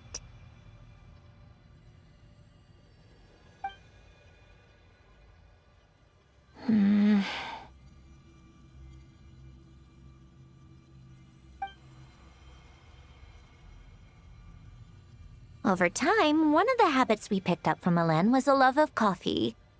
We even took to hosting tea parties. A machine acting like a human. Kind of laughable, right? I suppose that's just what I'm used to. Yeah, that's just what we're used to. Hey, this place isn't half bad. Great spot for a party. More and more people seem to be showing up to my tea parties uninvited. Anyone care to explain? Can you blame me? I saw Columbina leading Capitano somewhere, and I had to see what that was about. I had simply asked Columbina where I might find Arlecchino. I have business to discuss with her, and Columbina suggested looking here. Tartaglia and I were unaware that this was a private gathering. Apologies for the intrusion. It won't be for long. Whatever. Just add it to the list of annoying things that have happened today. What's one more? Since you're here, you might as well stay for a cup of tea. See? Told you she wouldn't mind. Much obliged, Sandrone. Well, look who we have here. Good thing I brought extra desserts. This has turned into quite the occasion. Capitano, I was just about to go find you. Pardon the intrusion. Rest assured, I won't sully your gathering with talk of work. We can have our discussion later. Spoken like a true gentleman. A certain unmannered 11th seat could learn a thing or two. You know, you really should start being nicer to me, Rosaline. Or I might just snatch that 8th seat right out from under you. I'd like to see you try. If you're gonna fight, take it outside. The only mess I plan on cleaning up is tea-related.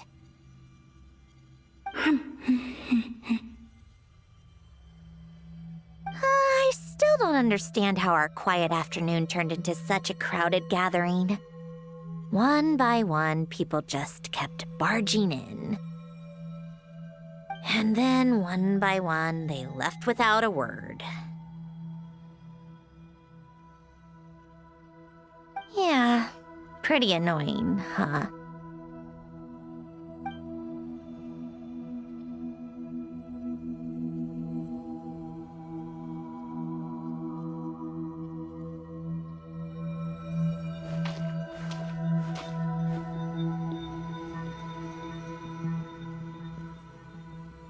Of all my days with the Fatui, the times I spent with you, Arlecchino, and Rosaline, they were my favorite.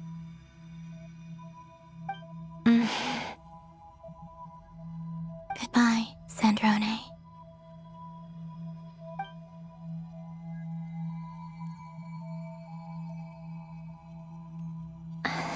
Don't go, Columbina. We should have just said that. Why didn't we? If we had, would the story have had a different ending? She couldn't stay. There was no future for her here. She would have just faded away. You're right. I suppose that's why you call me an anomaly. Every time you make a decision, there's a voice inside your heart. My voice, asking to contradict all logic and reason. Why didn't we make her stay? Is it worse to fight for something just to lose it? Or not to have fought at all? Don't you find it unfair? One by one, we keep losing the things we care about the most. But in the end, whether I want to fight for something or cry over all we've lost, you just push it down and pretend not to hear.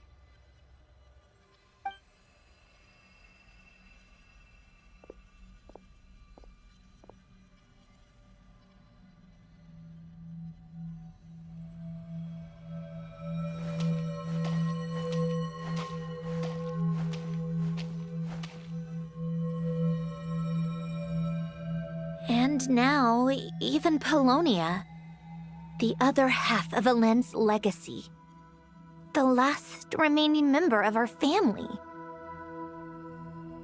Even Polonia is no longer with us. I did everything I could, but it's just like Helen always said. Polonia was one of a kind. There was no replicating what he managed to create. Don't you feel like our connection to the past is fading bit by bit? Like, even the things we have left are slowly slipping away. I suppose. But you can't move through life without having to say goodbye.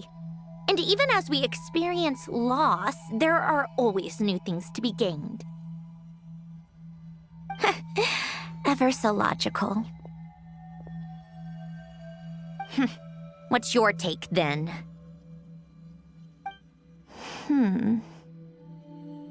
It feels like the more I care about something, the faster the world takes it away.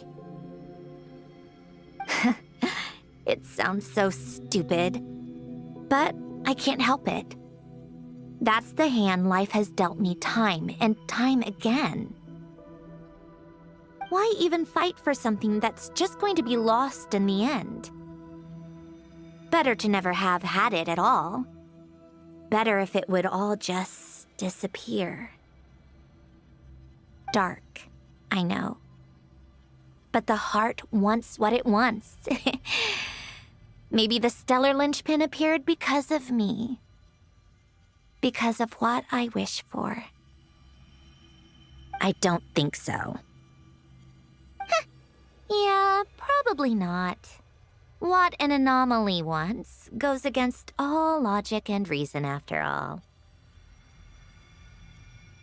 Well, go ahead and do what you came for. You're here to resolve the anomaly, aren't you?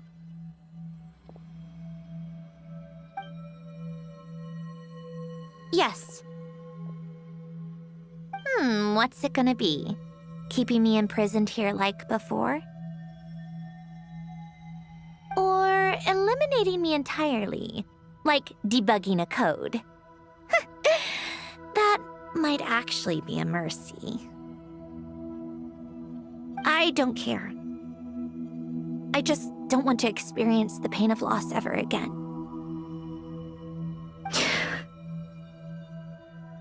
Go ahead. I'm ready.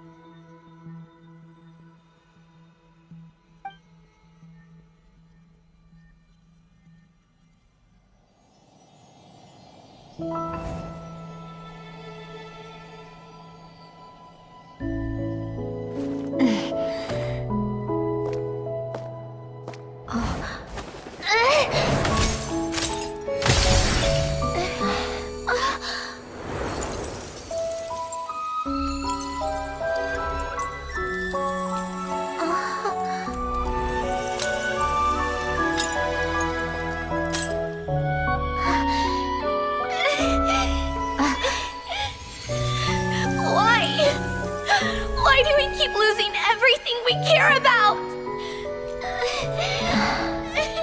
I know it hurts, but that's life. I wish... I know. I've always known. Because we've been one all along.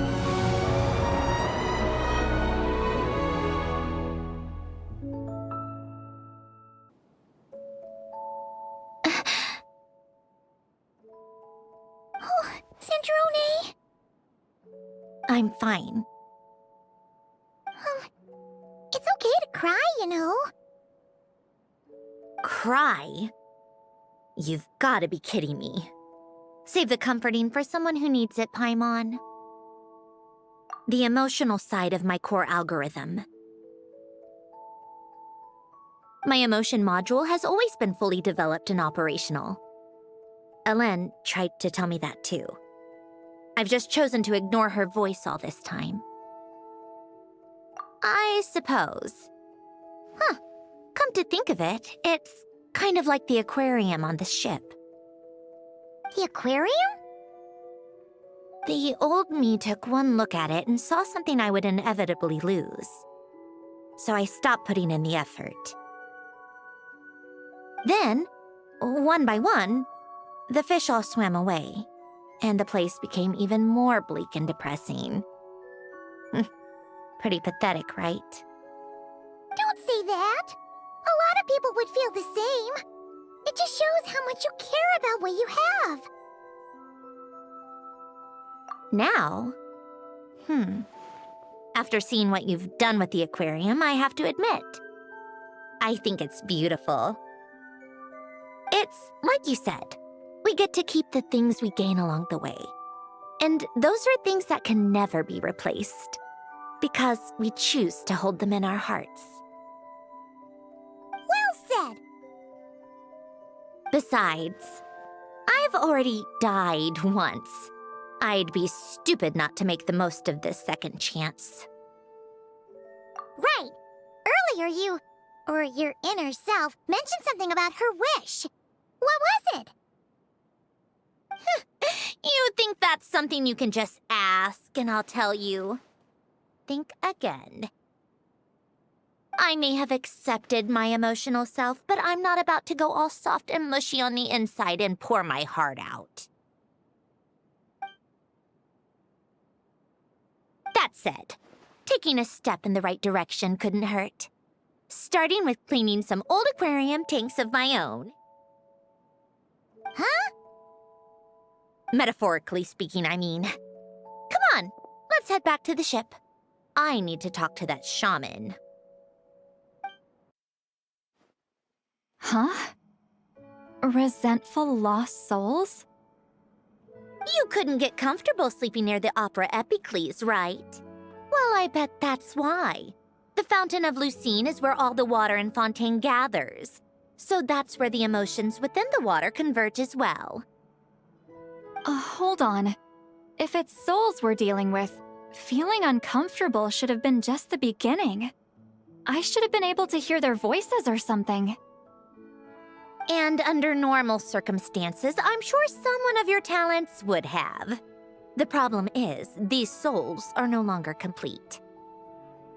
Remind me how they ended up like that again? You mentioned something about them being split apart? Yes, it's called soul severing. Renee of the Nartsitzenkreuz Ordo came up with it. After learning of Fontaine's impending doom, Renee thought if he could find a means for the soul to live on in perpetuity, it might ensure the world's salvation. Soul severing was the first step of his research. Unfortunately, his theory of the four orthants was imperfect at the time, and a failure along the way caused his physical form to dissipate. Jakob, another member of the Nartsitzenkreuz Ordo, sought to carry on Renee's legacy and restore his physical form. He even used some of the people who stood in his way as test subjects for his research. By severing their souls? Yes. After Renee successfully awakened, the two continued their research, and all the severed souls ended up merging into Renee's consciousness. After you saved Fontaine by turning Fontainians into true humans, these souls returned to the ley lines. But the souls severed before Renee awakened had nowhere to go, doomed to forever wander the waters of Fontaine as listless spirits. Almost as if they exist outside the bounds of this world. Unrecognized by the ley lines or fate. No wonder I couldn't sense them.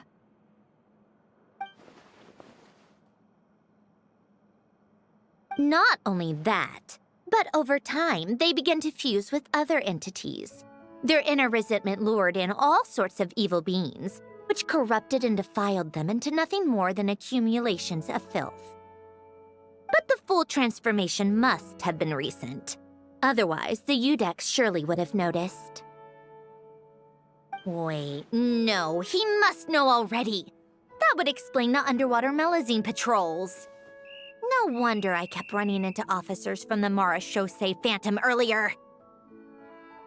In that case, let's go find Nervalette and we can sort it out together. No, not just yet. Why not? For one, the diplomatic castle alone would be a nightmare. Even though I haven't reported back to Snezhnaya yet, I'm not planning to leave the Fatui anytime soon. Besides, with me here, success is a done deal. Involving other people would just complicate things. All I need is for Miss Lolly to help pinpoint the location of this monstrosity. Think you can do it? With my eyes closed. This is what I do. I'm a lot better at it than manning a desk, at least. But, how exactly do you plan on resolving this soul stuff? Even to me, there's no obvious answer. Seems pretty complicated, all things considered. Just trust me. I have the perfect solution. Oh, all right. If you're that confident, we'll follow your lead. Why the sudden interest in helping Fontaine with this, Sandrone? You never knew Renee and the others, right? No, I didn't. And you're right. This problem has nothing to do with me. I wouldn't get within 10 feet of the Nartschitzenkreuz Ordo or its members. But, in his later years, Elen told me he regretted not helping his best friend when he needed it the most. He also felt sorry towards Marianne for being too lost in his mechanical research to look after her properly. If he were still with us, I think he'd do the same. He might have a few choice words to say about it, but even after everything, he wouldn't leave his friend's mess for someone else to clean up. Friends shouldn't hold grudges or leave behind regrets. Fixing what happened between him and Renee was one of his greatest wishes. All I'm doing is fulfilling it in his stead. You know, you really do seem a little different now. You mean everything that just happened wasn't for nothing? Why, thank you for pointing out the obvious, Paimon. Just washing off the grime of the past. Turns out, a lot can build up after being ignored for so long. What's this about aquarium tanks all of a sudden? They go off on some grand adventure and what? Now they have their own private code? Stupid. All right then, Lolly. Tracking this thing down is up to you. Huh? Oh, right. No problem. You got this, Granny Eatsley! You! Come with me to Hotel de Boer for a drink. Right now. Why? Because I said so! Miss Guillotin, I'll report back on the location tomorrow morning. Just need a drink or two first to bolster me up. Well, don't let me keep you. All right, you. Time to go. I've got scores that need settling. Huh?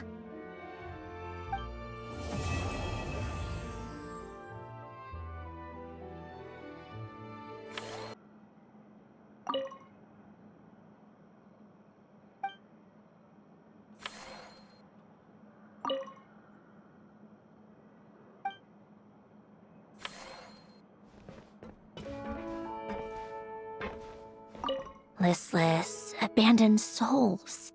An accumulation of resentment and filth.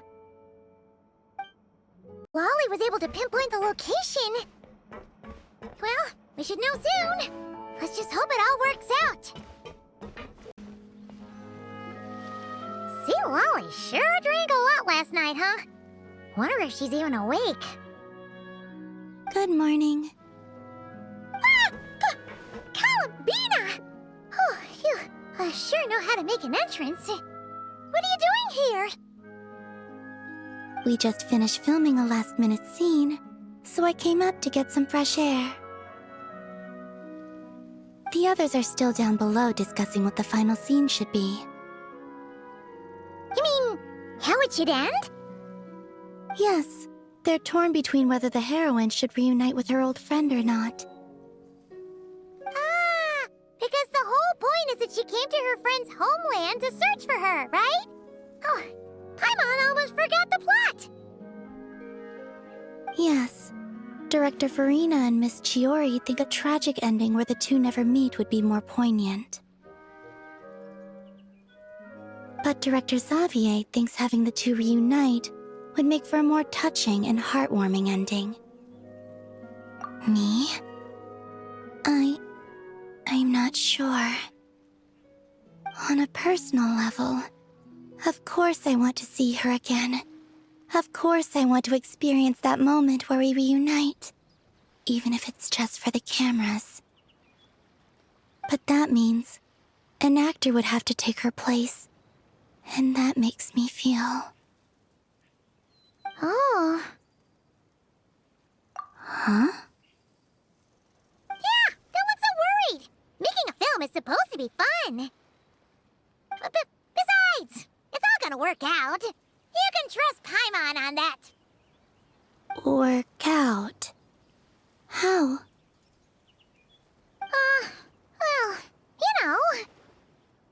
Yep, exactly.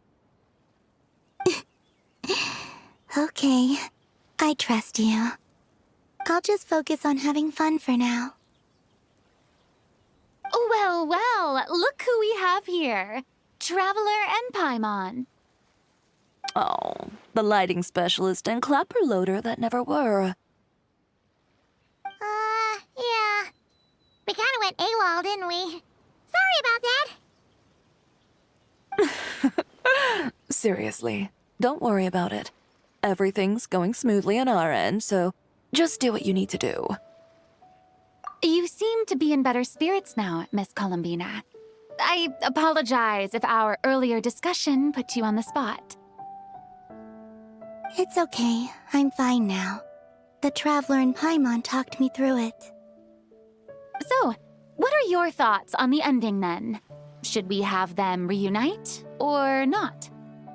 We should tie everything up in bows. Huh?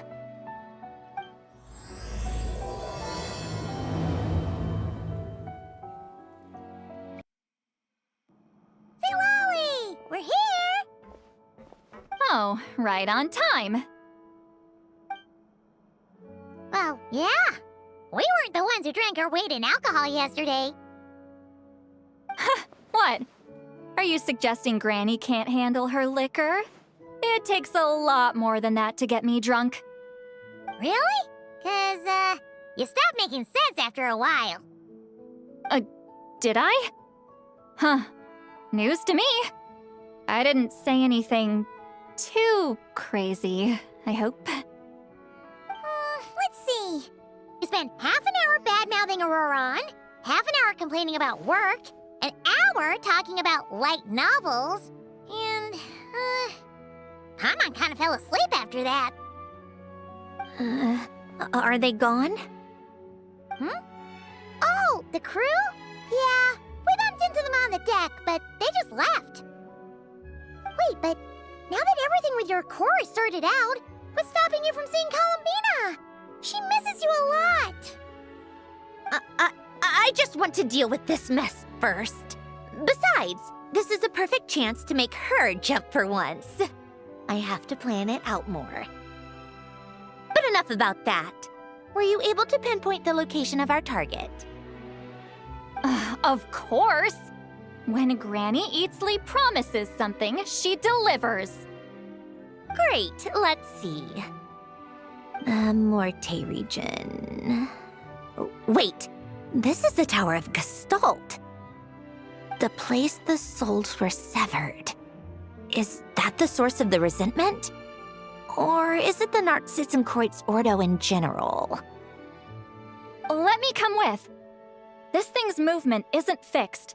If it's not at this location when we get there, I can use a ritual to summon it. You've already gone to more than enough trouble. I don't mind. These old bones have nothing better to do anyway. Summoning a spirit isn't going to do me in. Besides, if I don't go, they'll just have more inside jokes I can't join in on.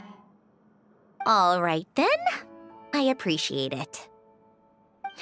There's no time to lose. Let's head out!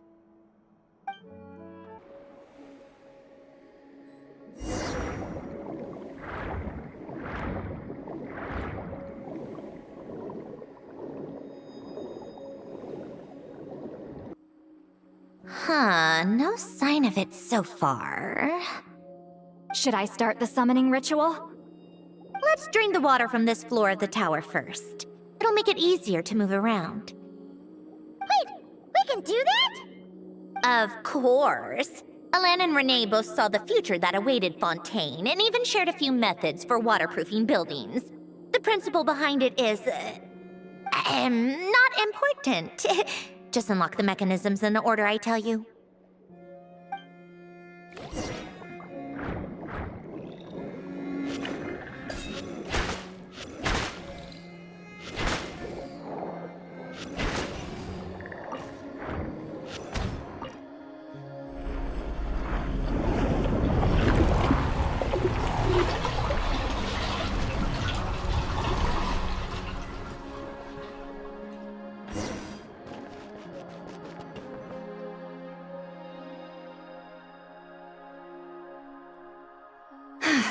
Ready? Yeah, when this thing appears, I'll try talking to the souls inside. But more than likely, they've already been driven to madness. If communication fails, we'll have a battle on our hands. In that case, Paimon better find a hiding spot. If a fight does break out, I should be the one to deliver the final blow. Trust me on that. Understood. All right, I need quiet. Wandering spirits, drifting along the tides. Hear me now. Broken souls, silenced, torn apart, and forsaken. Follow the traces of the past, and return to us. Let resentment recognize resentment. Let vile entities be drawn together. And in this place, take form once more.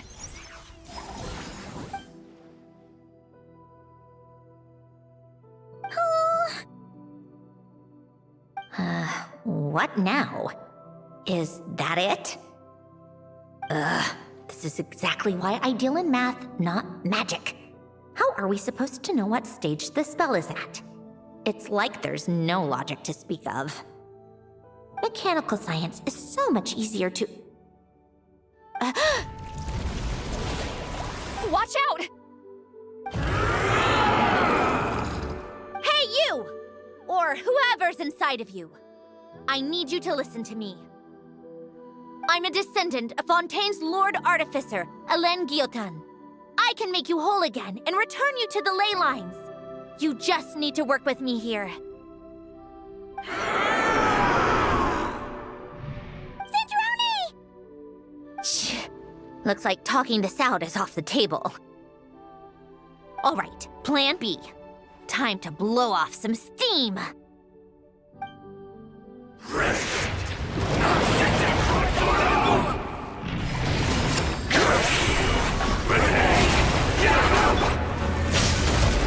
You're cursing out the wrong person! I didn't even know them!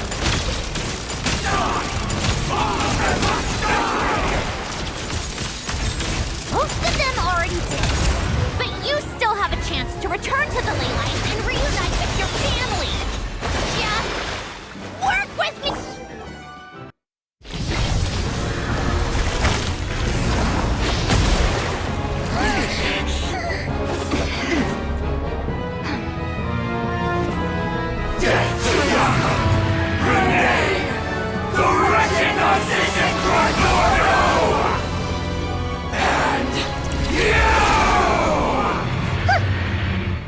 I'm not like them.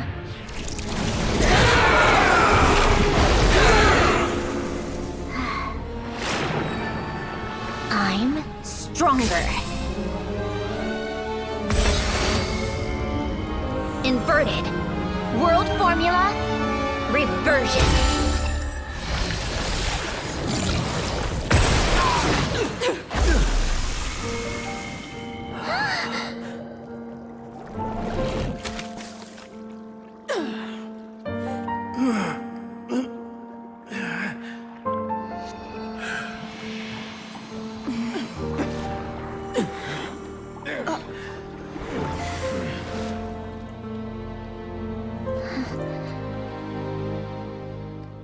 at peace among the tides.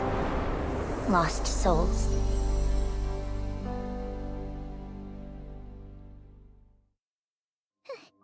Is it over? Yep, told you it'd be a piece of cake. How did you do that back there? That creature was nothing special. Add a bunch of souls with nowhere to go, a touch of malicious energy, a few impurities, and a whole lot of resentment, and that's what you get. All I did was separate the original souls from the rest of the filth, allowing them to be accepted by the current rules of the world. The principle behind the world formula is divergence.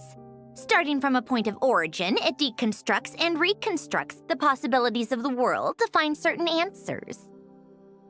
So, it would follow that reverse calculating the world formula allows us to achieve convergence and restoration instead. Using a numerological array, I was able to do just that. It's similar to the concept of homological reduction in mathematics. I reduced them to the basic fundamental essence of their being without changing their underlying nature. That meant... never mind. Judging by all the blank stares, I'm guessing you don't actually care. I think I finally understand how Outlanders feel when I ramble on about shaman stuff. Point is, it was super impressive! You really are amazing, Sandrones! You're just realizing that now?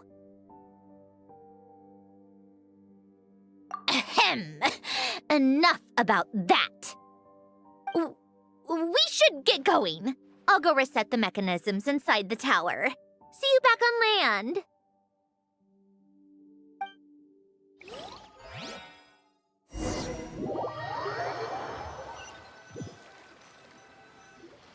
Well, that's one old mess for the books. Glad to have that over and done with. Feels nice to do a good deed every once in a while. You helped everyone out a bunch and not cry too. Kinda seems like you're just a good person at heart. I wouldn't be so sure. I'll be heading back to the Fatui soon enough. You two are too trusting sometimes. Fine. Just don't say I didn't warn you when it comes back to bite you. Well, where to next? Back to the ship? Yeah, your personal business, the Narcitsan thing, it's all resolved. That means you can see the people that need seeing now, right, Sandrones? Oh, everyone's gonna be so happy you're back! You wouldn't catch me dead admitting to this before, but... yeah, I really have missed everyone. Columbina's a special case, though. This time, I'm definitely getting her back for all her annoying antics over the years.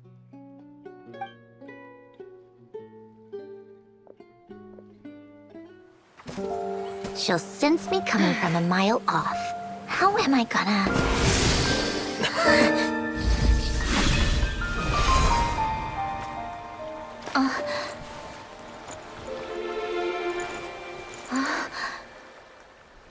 Sandrone? Is it really you? You're back? You didn't tell me. You avoided me. Why?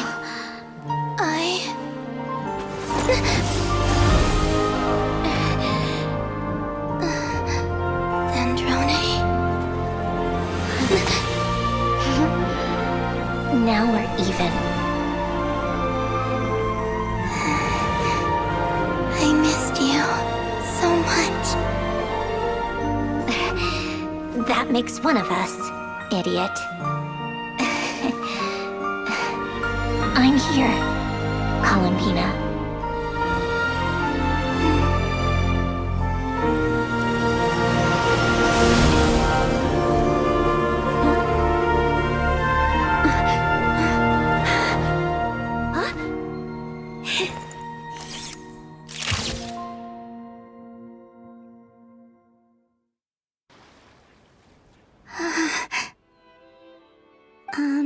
Sandrone.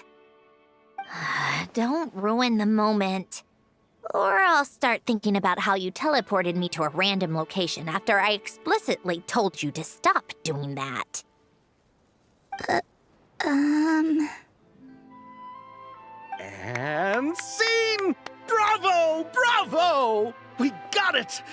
This is exactly the ending I was hoping for. Huh? Where did you just go, Miss Columbina?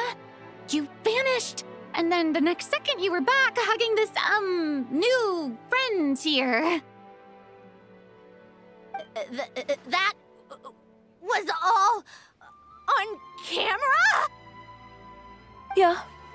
Well, the camera was already rolling, and it happened so fast, so... yeah. Hold on. This must be... Yep, my best friend. The one I was looking for. I never thought I'd actually get to see her again. Plus, the film got a happy ending too. It's all thanks to you, Sandrone. Sandrone?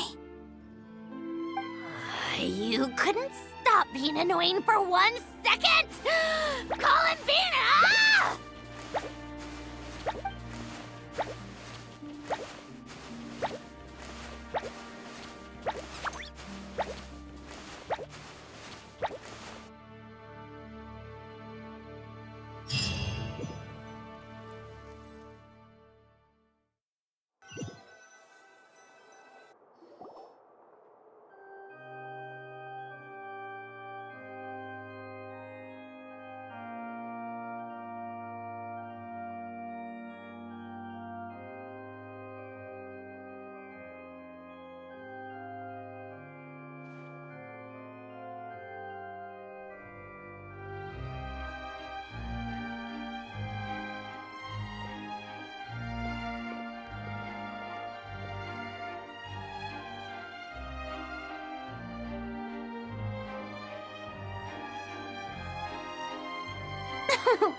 As expected, going to the opera house is the true way to enjoy a film. You get to see the audience's reaction in real time, too. The ending seemed to be received quite well. Paimon can't believe you let us include that in the final cut, Sandrone! You even agreed to help us reshoot a couple of shots. Thanks a million. Most of it was caught on camera already, so it's not like I had much of a choice. Besides, the film I'm in is going to be anything less than perfect. What are you laughing at? Nothing. It was just interesting to see us on screen together. I'm glad this moment is going to be preserved forever. Just a pity we didn't take home the Fремине Award this time around. Well, artistic films can rarely compete with commercial ones. You should have prepared yourself for this the minute you changed the script. True. Oh, did I hear someone mention the Fремине Award? Come on, don't gloat. I won't. Our crew winning the Fремине Award was a team effort after all. Costume design, script adaptation. Ooh, and the practical effects were so realistic. The flames and explosions even made me jump while we were filming. A lot of the effects were based on actual items the Special Patrol confiscated from criminals. Who knew they'd serve another purpose, right? But it turned out amazing! Really brought the thrilling scenes from the novel to life. Fontaine's film industry is seriously impressive. Which film did you vote for, Silali? Isn't it obvious? Great Detective Hurlock, of course! That's the whole reason I'm here! You all should be proud, though. A lot of critics are saying really good things about your film, too. Longing and loss? Searching for something even after it's gone? It's a film that makes you think about life, and how important it is to explore those themes. Well, that is what the art of storytelling is for. Watching a film with friends is so much fun! There's so much to talk about! Ooh, let's throw a celebration later then! We're all old friends! Oh, we could find a place and chat to our heart's content! How about the Wingalette? That's perfect! Friends and family are more than welcome too. So if you want to bring people, don't be shy. You all can head over first and make yourselves at home. I'll bring over some refreshments in a bit. I just have one more stop to make first. Can I come? Fine. Not like you'd listen if I tried to stop you.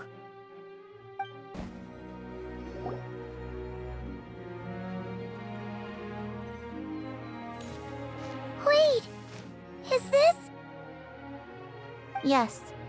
Here lies Lord Artificer, Elaine Gaeltan. This is his grave. Oh. I'm sorry, Ellen. I'm sorry this is the first time I've been back since leaving Fontaine. I should have come to see you more often. I got your gift. I even cleaned up one of the Nartsitzenkreuz Ordo's messes along the way. Our home is just as quiet and warm as it always was. The flowers in the garden are still thriving. I'll make sure to tend to them more often from now on. Polonia received irreparable damage in battle. I should have taken better care of your invention. I'm sorry. Polonia was family to me, just like you. You always said I was a fast learner, but I'm not so sure. It took me far too long to learn the things that truly matter. I never said this to you back then, but thank you for creating me, for giving me the chance to experience life. Being your family meant everything to me. Absolutely everything.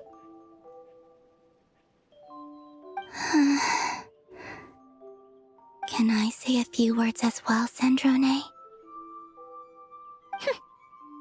Don't need my permission. Hello, Mr. Guillotin. I'm Sandrone's friend. You don't need to worry. Sandrone is doing great. Not only is she a brilliant scholar, she's made a whole bunch of friends, too. And she takes great care of them. As if. She'll never admit it, but she's always there when her friends need it the most. I wouldn't even be here without her. So, if she ever needs help, her friends will be there in a heartbeat, including me. That's what best friends are for. Columbina. What else? Oh, she likes drinking bitter coffee, listening to piano music when she can't sleep. Turns out she even likes giving hugs. No, wait! Don't tell him all that! Huh? I don't understand. I didn't think you'd want to hide things from him. Well, yeah, but there are still things I don't want to say. Okay. I'll come by myself and tell him for you then. That's not what I meant! All right. Enough with the speeches. If no one has anything else to add, let's just leave it there. Should we say a few words too? Kinda seems like Columbina said it all. Oh, great idea!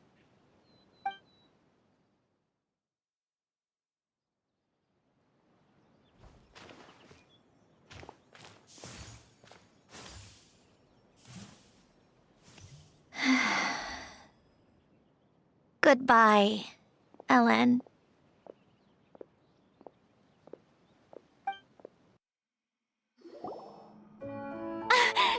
it! The party's already started. Oh, but, you didn't bring anyone else along? I thought you headed out to invite some friends. We did invite a friend, actually.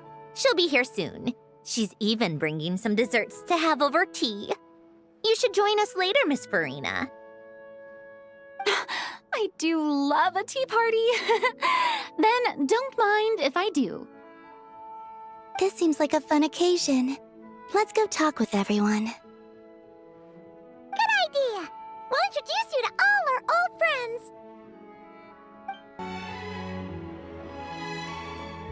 Wait a second! Mr. Baptiste and Veronique!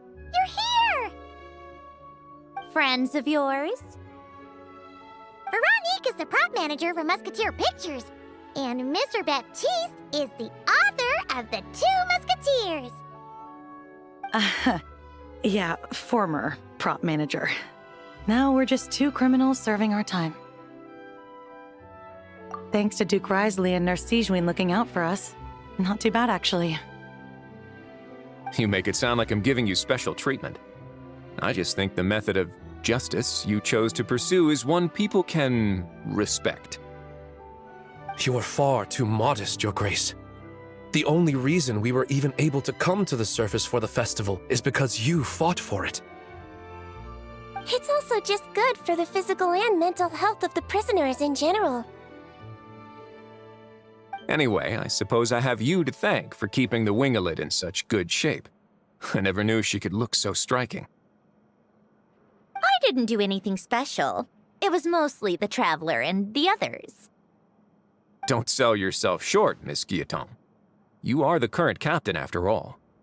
In light of that, I have to ask. Do you mind if I leave up some of the installations so the people back at the fortress can also enjoy the aquarium? Huh? Like I said before, I just think it would be good for the inmates who clean and maintain the winglet to see their work put to good use. Besides, maintaining an aquarium is sure to be a lot more interesting than scrubbing rust off the walls and deck. Of course I don't mind. I'm grateful you even want to keep it. Great. Then it's decided. That's amazing, Sandrone. We should go hang out at the Fortress of Meripede later, then. You do know you just invited me to hang out in prison, don't you? Granny Eatsley, you're really not going to let us borrow these cute little stuffed toys for our magic show? First of all, Seat Laline and Eats Papa are Chi-Chi meal. They have inauspicious stars sealed within them, and they're my helpers, not toys.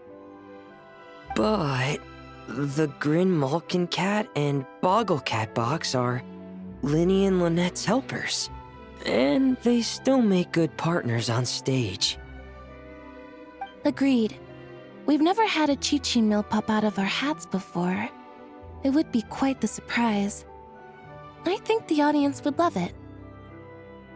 If this was the Masters of the Night Wind, these kids wouldn't have even had the guts to say my name, let alone pester me like this. I'm terrible at dealing with requests like this. Oh, Traveler, quick, save me! You think you're so funny. Lady Sandrone, Lady Columbina. Hello. Don't look at me like that. I don't have any mechanisms for you to break.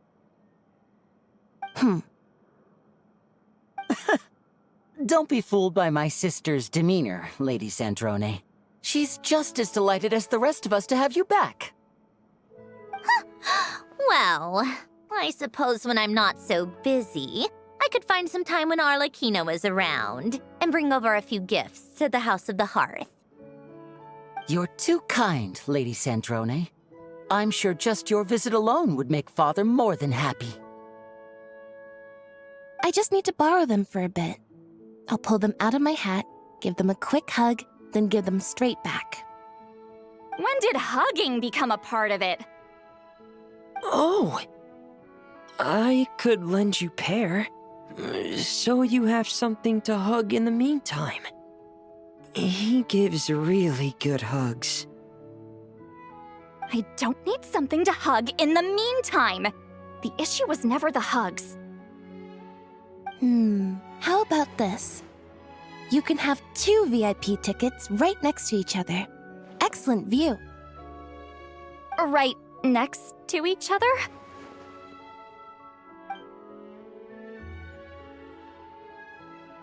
Yep, super quiet. No one will bother you. I'm sure you'll have a great time. Fine.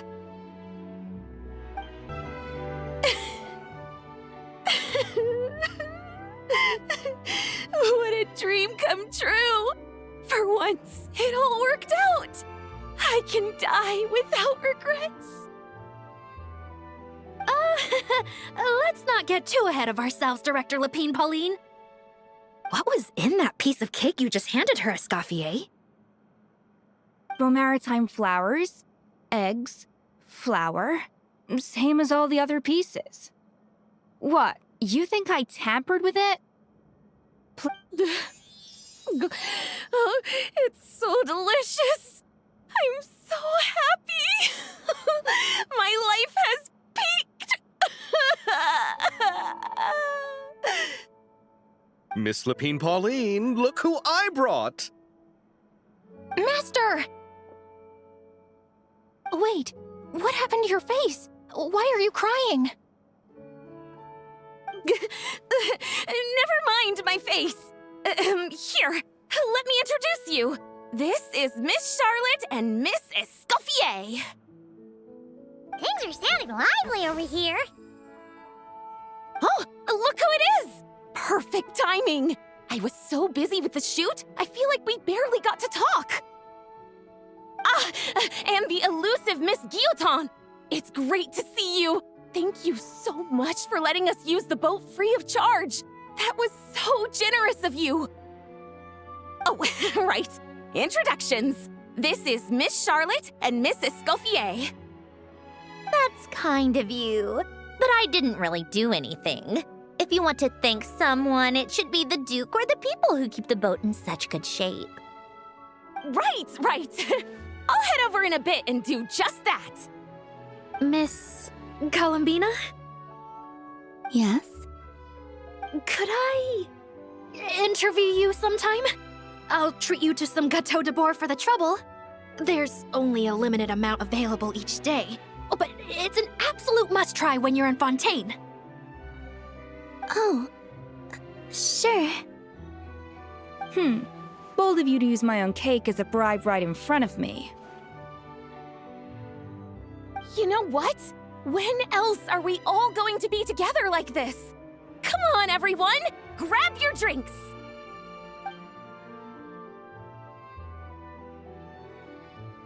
Are we going to toast? Yep!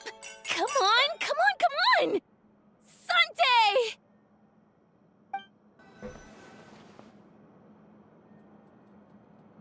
You made it. Sorry for starting the celebrations without you. No worries at all. We're just glad everyone's having such a great time. Oh, right. You've probably seen them around already, but let us introduce you for real. This is... Miss Columbina and Miss Guillotin, right? Oh, we saw the film you were in. It was so touching. Yep. This one started bawling her eyes out right next to me in the theater. I know. I didn't bring nearly enough tissues. Thanks. We saw your film too. I memorized all your names. Oh, guess we can skip the introductions then. Our effects were pretty over the top, right? Some of the extras in the big scenes were actual members of the Spina di Rosula. So basically, your contribution was creating realistic-looking chaos. That wasn't the only realistic aspect. Miss Chevres and Miss Emily were also kind enough to lend their expertise on criminal investigations and forensics. Oh, it was nothing. I was just honored to take part and help out. Wow! No wonder your film turned out so good. You basically had an expert in every field. Talk about a stacked crew. Oh, speaking of, want to join in on a round of tabletop troupe later, Miss Columbina and Miss Guillotin? I mean, what better place for a party than a party? Here we go again. That sounds interesting. Yes! Persuasion successful! What about you, Miss Guillotin? I guess one round couldn't hurt. Critical success!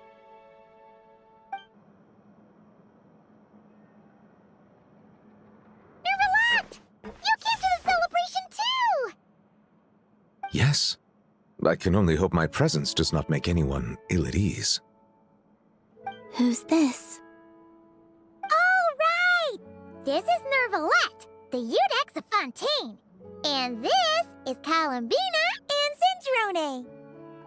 Greetings. Hello. These two must be the Fatus and former Fatus related to the recent incident in Nodcry. I read about them in the diplomatic report. The Udex?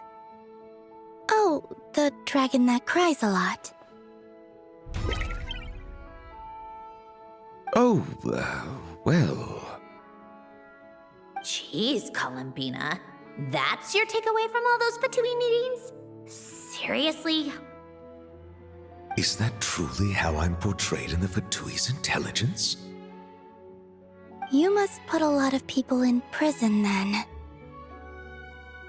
Well, it would be more accurate to say I pass judgment on their crimes.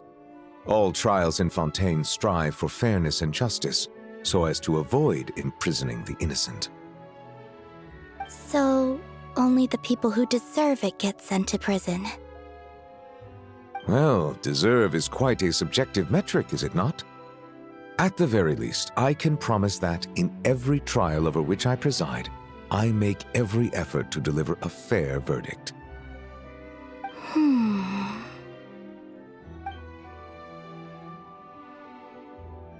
Yeah.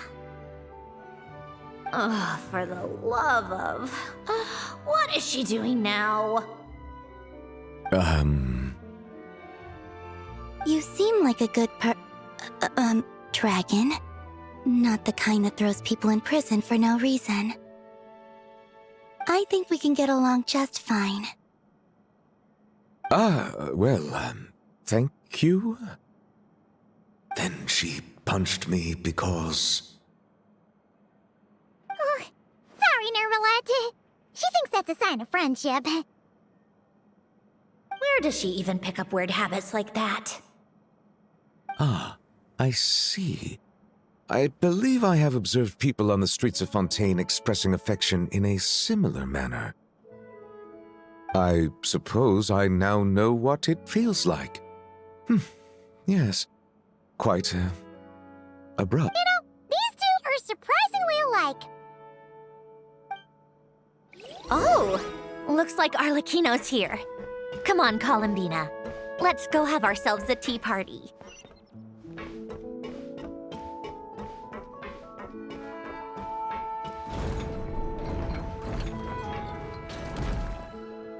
Well, it's been quite some time since the three of us gathered to drink tea like this. Yes, but your tea is as good as ever, Sandrone. Of course it is. The pastries you brought aren't half bad either, Arlecchino. I'm glad to hear it. Are they to your liking, Miss Farina? If I remember correctly, this particular cake is your favorite. Yes, thank you. The tea and pastries are absolutely delicious. I can't believe I'm casually sipping tea with 3 harbingers. Or are some of them former harbingers? Who knows? Due to diplomatic reasons at the time, our last tea party was rather tense, wasn't it, Miss Farina? You have my apologies. But this is simply a casual gathering of close friends, so I do hope you can relax and enjoy yourself. Of course! I appreciate the hospitality, in both cases. Next time, let me be the one to treat all of you. I'm sure we'd all be delighted to have you join us more often. The same goes for you two.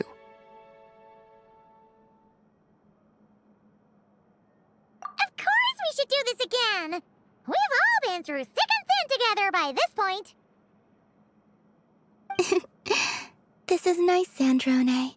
It reminds me of the happy times back in Snezhnaya, when things were so lively. Yeah. To be honest, I never thought these gatherings would feel this lively ever again. Well, I think I speak for all of us when I say we're truly glad you're back, Sandrone. Me too. I've realized that holding on to what matters doesn't just mean protecting what you already have. By reaching out and striving for something new, you can gain much more than you think. No, that certainly doesn't sound like something the old you would say. Well, I'm only going to say it once, so don't get used to it. Who knows? Perhaps your tea parties will only get livelier from here on out. Once you return to the Fatui, we'll have more opportunities to keep in touch in any case. I want to spend more time together too, but I don't want to go back to the Fatui. Well, Notcry isn't too far from Snezhnograd. It shouldn't be hard to find a place where we can all get together. Oh, and then I can sing for you, or put on some of your favorite music, just like the old days. Speaking of music, I spotted a mechanical piano below deck. Is it yours, Miss Gyotan? Yes. Reclaimed, I suppose you could say. Why don't you play something for us? Huh? In front of all these people? Yes, why not? You play so well. Yeah, come on! Just a little, please? For the love of... Fine! One piece, and that's it.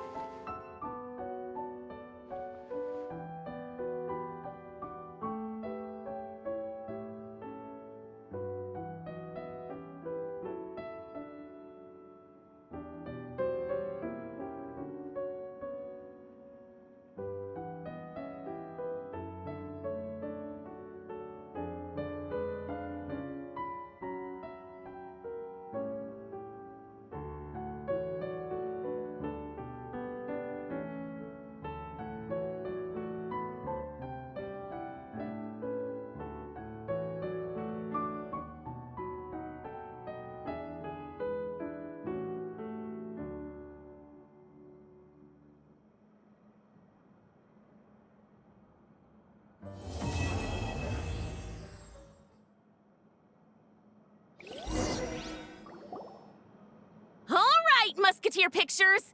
Everyone ready? I'm not sure I should be in this one. Of course you should. You might have primarily helped out another crew this time, but you're still a member of Musketeer Pictures. All right, thanks. I'll still stand a bit off to the side, though. Can I be in the picture too? Of course, Miss Veronique. I would have loved to have you in the last one, too, if circumstances had allowed it. Thank you, Director Xavier. Do I really have to be front and center? You're one of the lead actors! Of course you do! Nervous, Sandrone? No! All right! Look at the camera! And 3, 2, 1... Musketeer Pictures!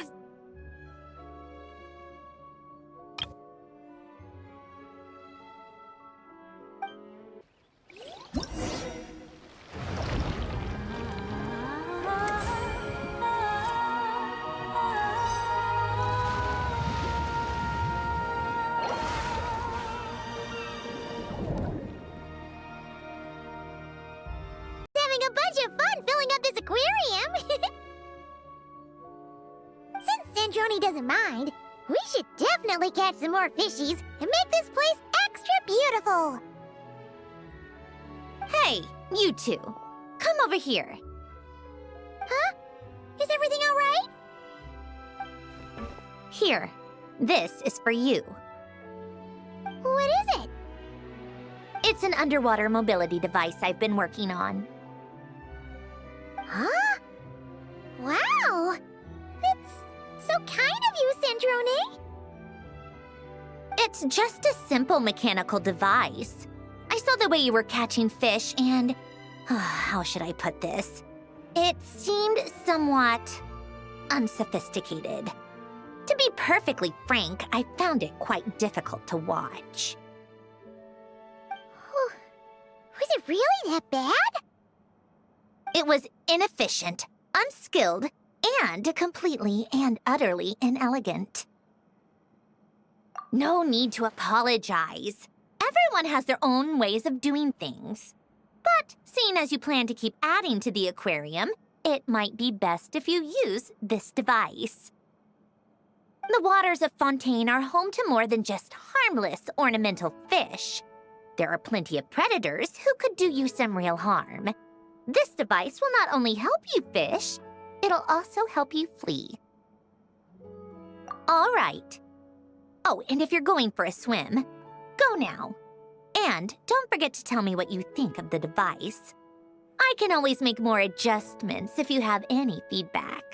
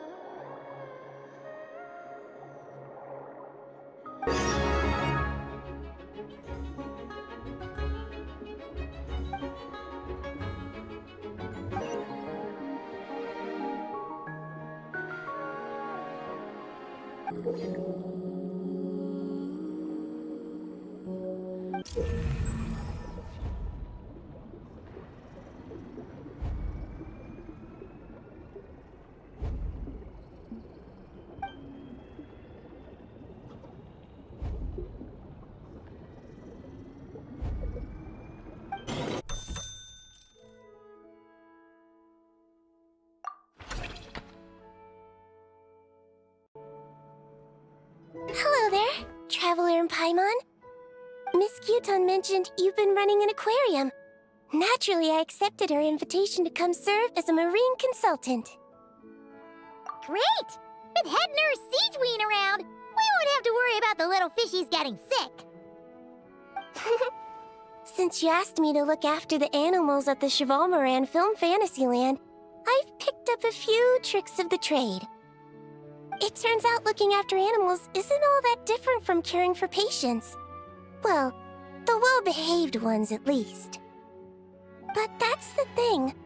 Not all fish are well-behaved. So on top of looking after the ones you already have, I have a few ideas for inpatient therapy that I'd like to discuss. The word from Officer Siseth is that certain wild fish have been getting unusually aggressive lately. Apparently, they're attacking other creatures, as well as divers and even small boats. I was wondering if we could invite them to the aquarium for some rest and relaxation. At the very least, it'll keep them from causing any more trouble. Once they're here, I can look for a way to cure their sudden bad temper. That way, we can help the fish and the waters return to normal. And you can add some unique guest performers to your aquarium. What a wonderful idea! All right.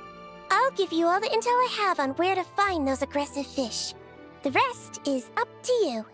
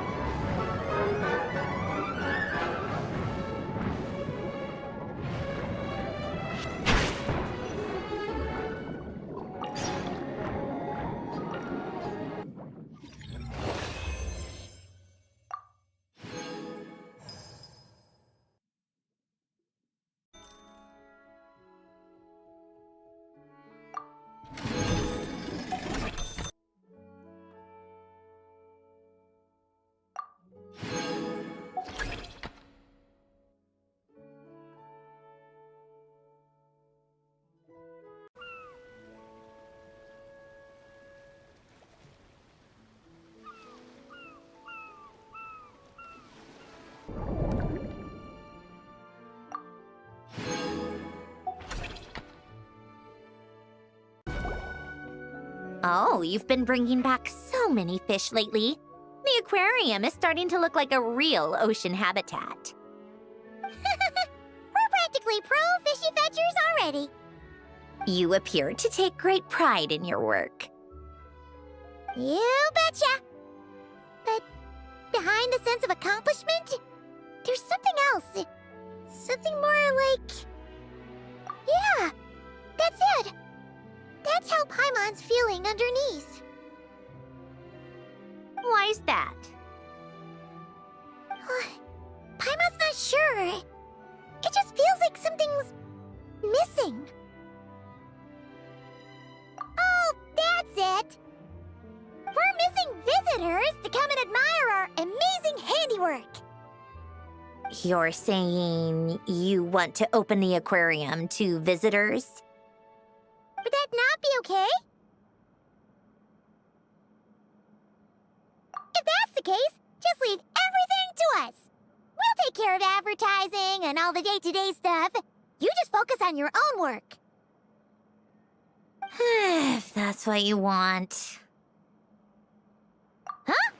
We only get 70%? Oh, right. Of course. Sandrone is the one renting this boat, after all. Ugh, you make me sound like some sort of tyrannical landlord. You're putting in the work, so you should get the lion's share. I'm not stingy like Pantalone. So that means you're giving us the all clear? Sure, you have my blessing. Just make sure it doesn't get in the way of my research. Woohoo! The Winglet Gloop Gloop Underwater Fisharium is officially open for business! Of course, you already thought of a name.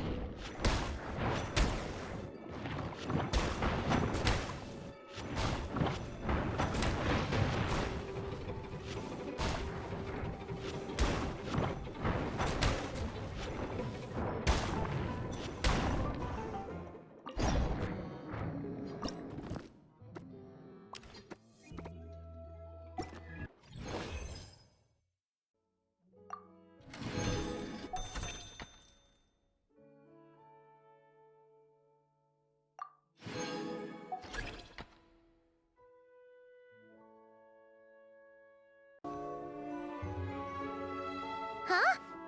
Why does Paimon feel like there's an extra pool here all of a sudden? What does that sign say? Danger! Keep away! Oh, what does that mean? It means exactly what it says. Ah! Sandrone! You made Paimon jump! Did you put this sign here? Yes, with the intention of keeping any curious cats well away. What's so special about this pool? It's full of piranhas. Oh, just kidding. Don't tell me you actually believed that. I learned that a few fish in the aquarium are highly territorial and can get rather aggressive. So, I moved them here. Don't scare Paimon like that! So, this place is like a special quarantine zone for aggro fishies? Exactly. The water in this pool is much deeper and there's a lot more space. It helps calm down the more territorial fish. I also asked Sijwin at the Fortress of Meropide for some special bait to help mellow them out a bit. Oh, wow! So, you really do care about the fishy's well-being. I don't think anyone wants to see the aquarium turn into a bloodbath. That's for sure. Anyway, why don't you leave this to us? If you insist. When the fish in the pool feel comfortable enough to swim to the surface, it means they're on the mend. So, once they're all relaxed and happy, we can put them back in the aquarium? Where you put them is up to you. All I'm responsible for is scooping up the unruly ones and moving them here in the first place. Understood! But that sign is way too scary. Maybe we can change it for something a little less... terrifying? If you want.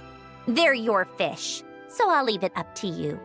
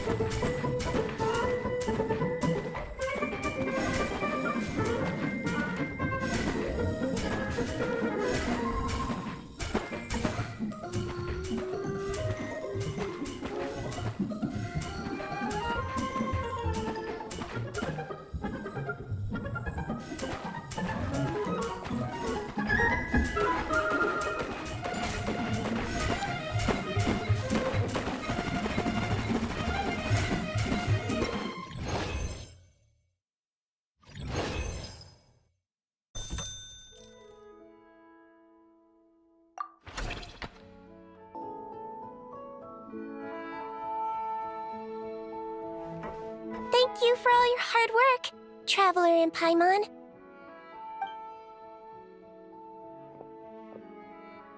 I have a pretty good understanding of our patient's condition now, so I've mixed them up some special melazine medicine.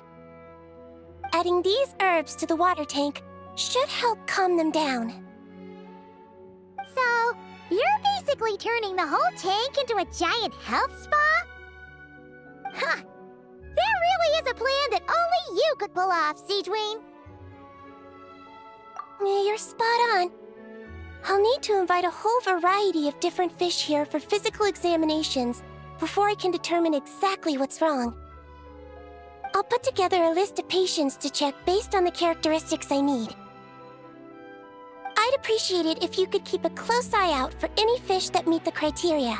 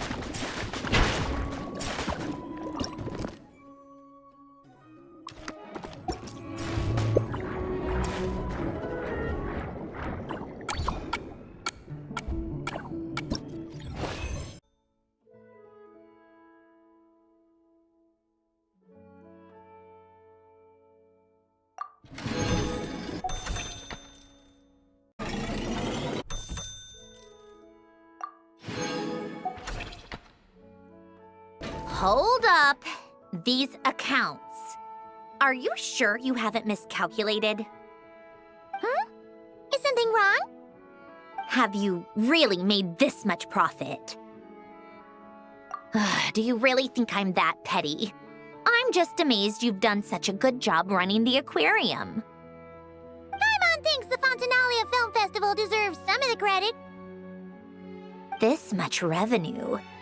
Even after paying off the Wingalet's rent, there's still a sizable profit left over. Not in the least. I have no delusions regarding my business acumen. Constructing machines and studying formulas is where my passions lie. That said, seeing this place transform from a fishless room into what it is now really has felt like a miracle. Well, we owe you credit for lending us the space. It's so rewarding to see all our work bring so many people joy. Don't you think, Sandroне? Maybe a little.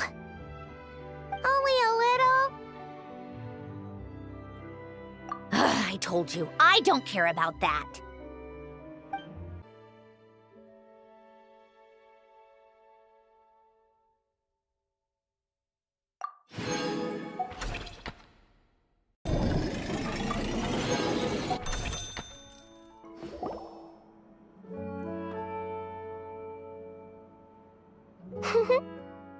Well-behaved little fish swimming to and fro in spacious, carefully arranged tanks.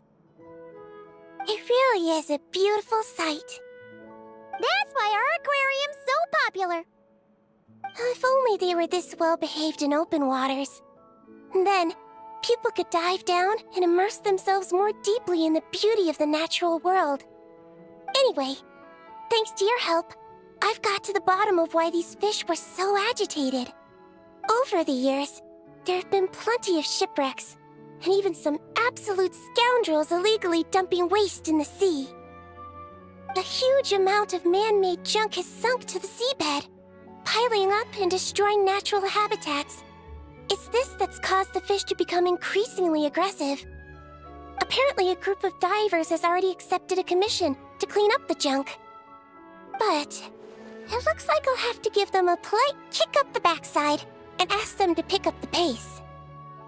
Yes, in the meantime, let's continue our work by bringing in as many aggressive little fish as possible to help them relax and recuperate. Isolating the patients from their harmful environment is an important step on the road to recovery. Got it! Just leave it to us! We'll keep our eyes peeled for new patients!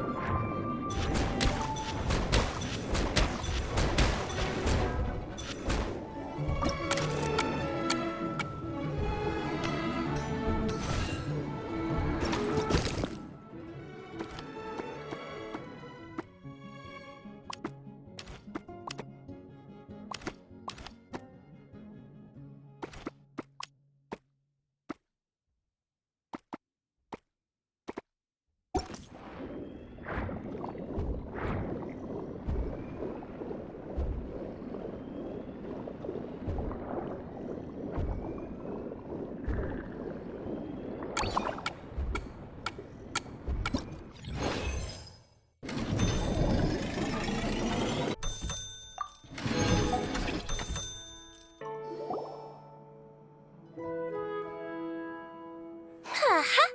Everything's going smoothly. I'm convinced that our search for a cure is entering its final stages.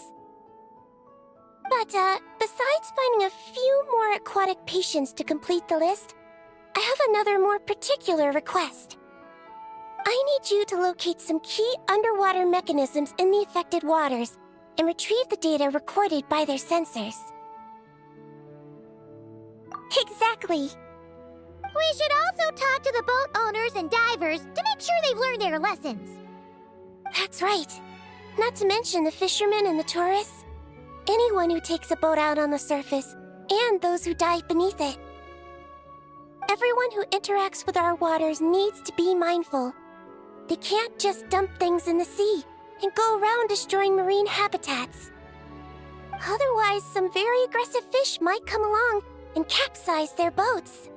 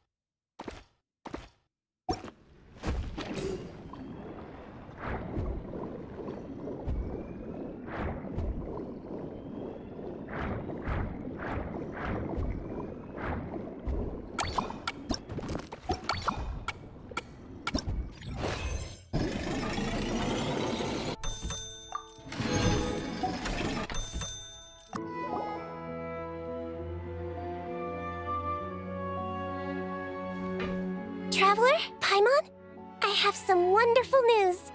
Everything's finally in place. Operation Agrofish De-Escalation has been a huge success.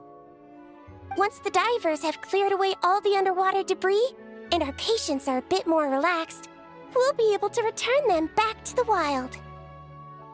You've been working just as hard as us, Sijwin. I've written an incident report and submitted it to the Palais Mermonia.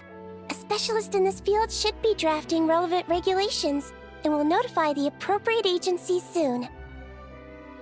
I've also heard that some reporters and at least one director have shown great interest in this matter. Who knows? Maybe we'll even get to see a film about the importance of protecting aquatic environments one day. That would be awesome! You can talk to people all you want, but there'll always be careless or stubborn folks who simply won't listen. You need to see something really scary. Make them think that if the environment gets completely ruined, the fish will mutate into giant, invincible monsters and destroy everything. Give everyone who throws junk in the sea the scariest, most terrifying nightmares. That'll teach them to respect nature. What a wonderful idea.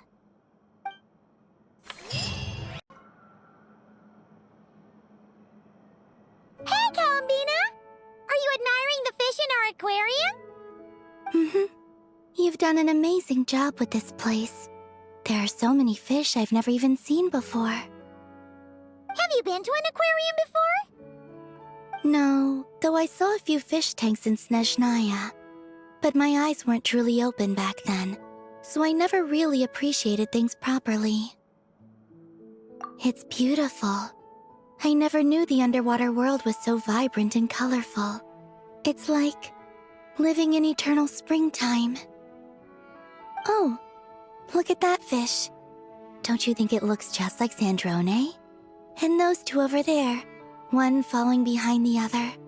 They're like the two of you.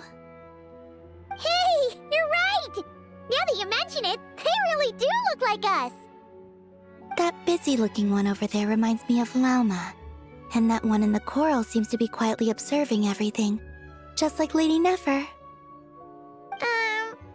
Paimon gets the feeling you like matching all your friends to fish. Not exactly. I like my friends, so I naturally find myself thinking about them, even when I'm looking at fish. Wow! Paimon's really happy to hear you say that. So, are there any other fish that remind you of someone? I've made a lot of new friends lately. I'm afraid I can't find a fish to match every single one of them. That makes sense. Anyway, we'll keep adding more fishies to the aquarium. You should come back from time to time. Maybe you'll be able to find even more of your friends next time you're here. You're going to put my friends in the aquarium? Of course not! Paimon's talking about fishy look-alike friends, you big silly.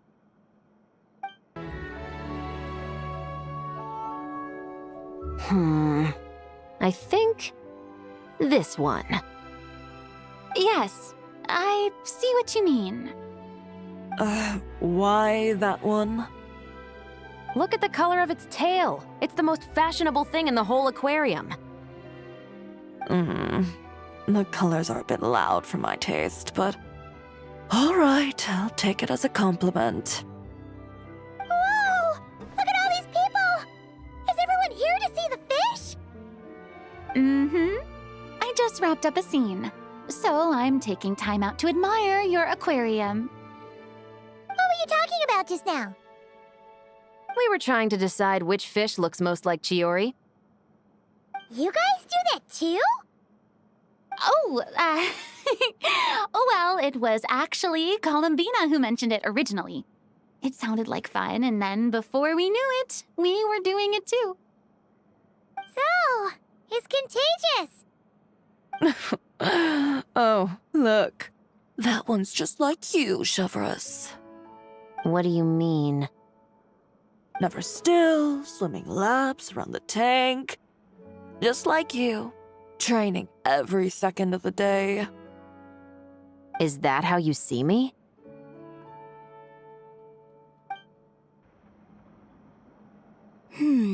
What about this one? I still feel like it's missing something. Kalamina, Farina, what are you guys up to? Director Farina and I are... casting?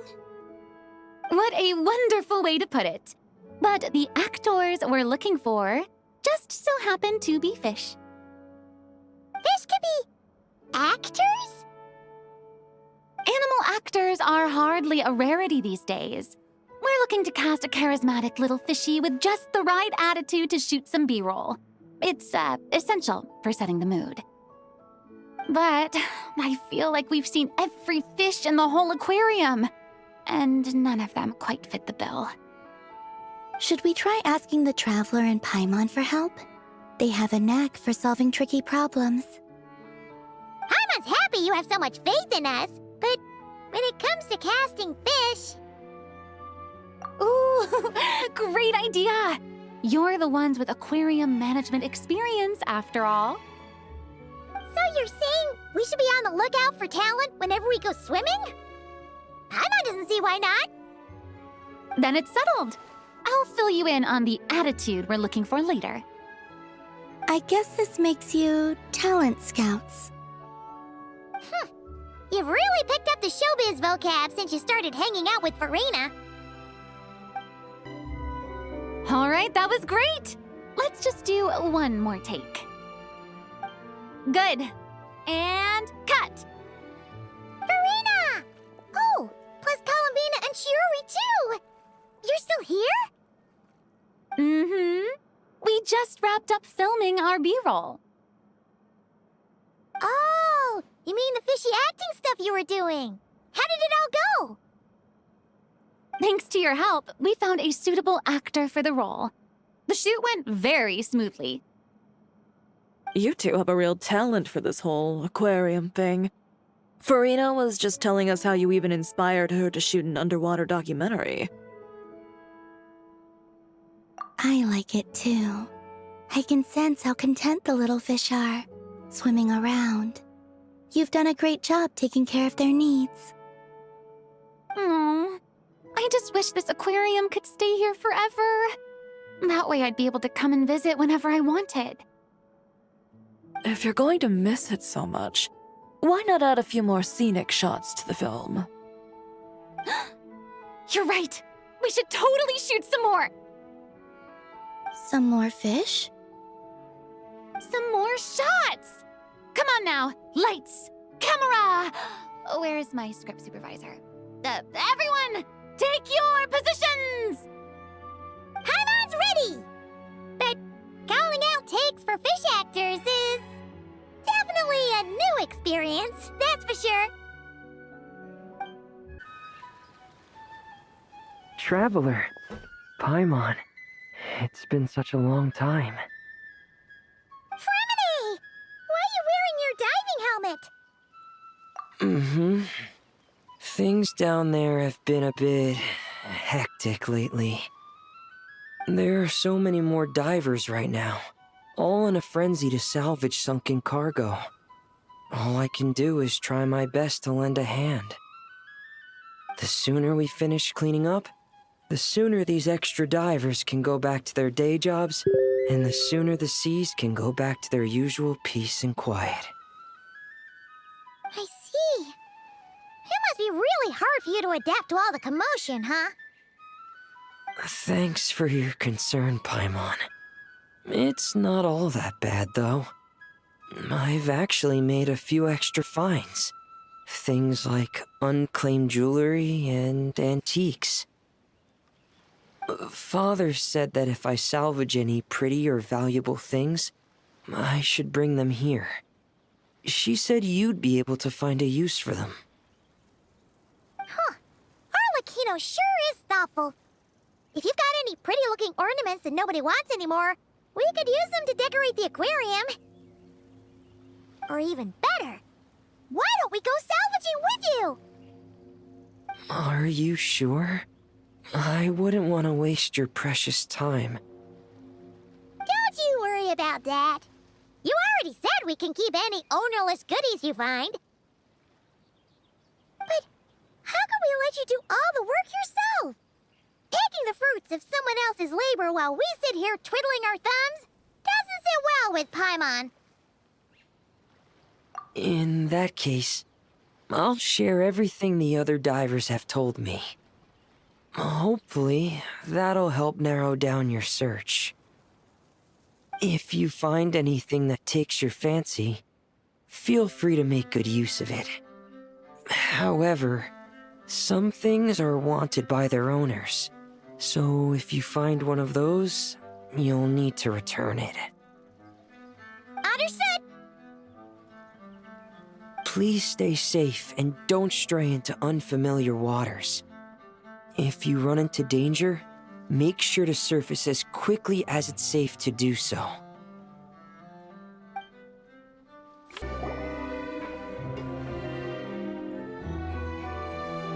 Traveler, Paimon, don't worry, I know what's up.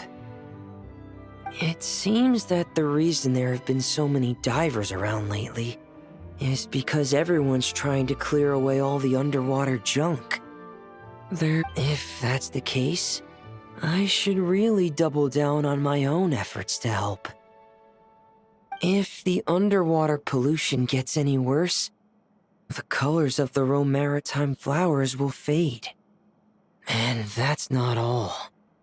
I don't want to think about all the awful things that might happen. Let's work together to clean up the sea! Hey, Fréminé, we found this pretty awesome-looking thingy underwater. We think it might be part of a musical instrument. What do you think? Sure. Oh, wow. This is really intricate. I've studied a fair few mechanisms, but I've never seen anything this detailed or unique.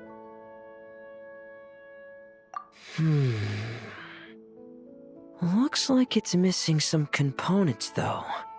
You'll need to find the rest if you hope to restore it to working order. That's all right, we're not in a hurry. Though, Paimon is curious to see what it looks like once we've put it back together. Alright, I'd better head back down to help with the cleanup. You two enjoy your rest. We will. Make sure not to work too hard yourself.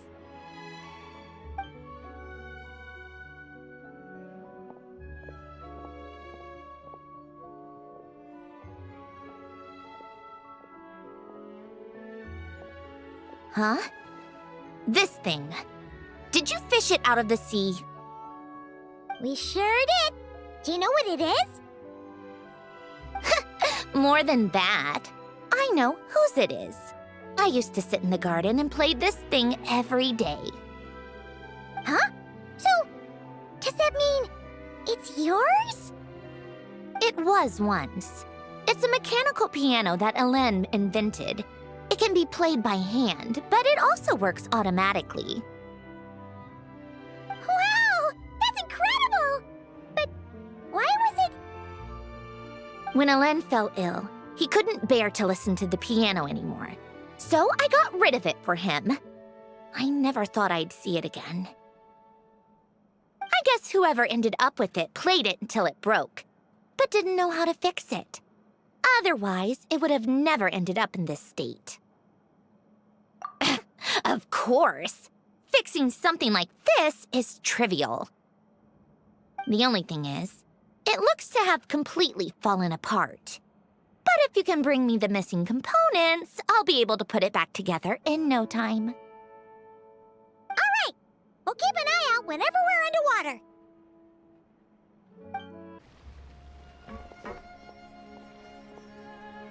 Fréminé?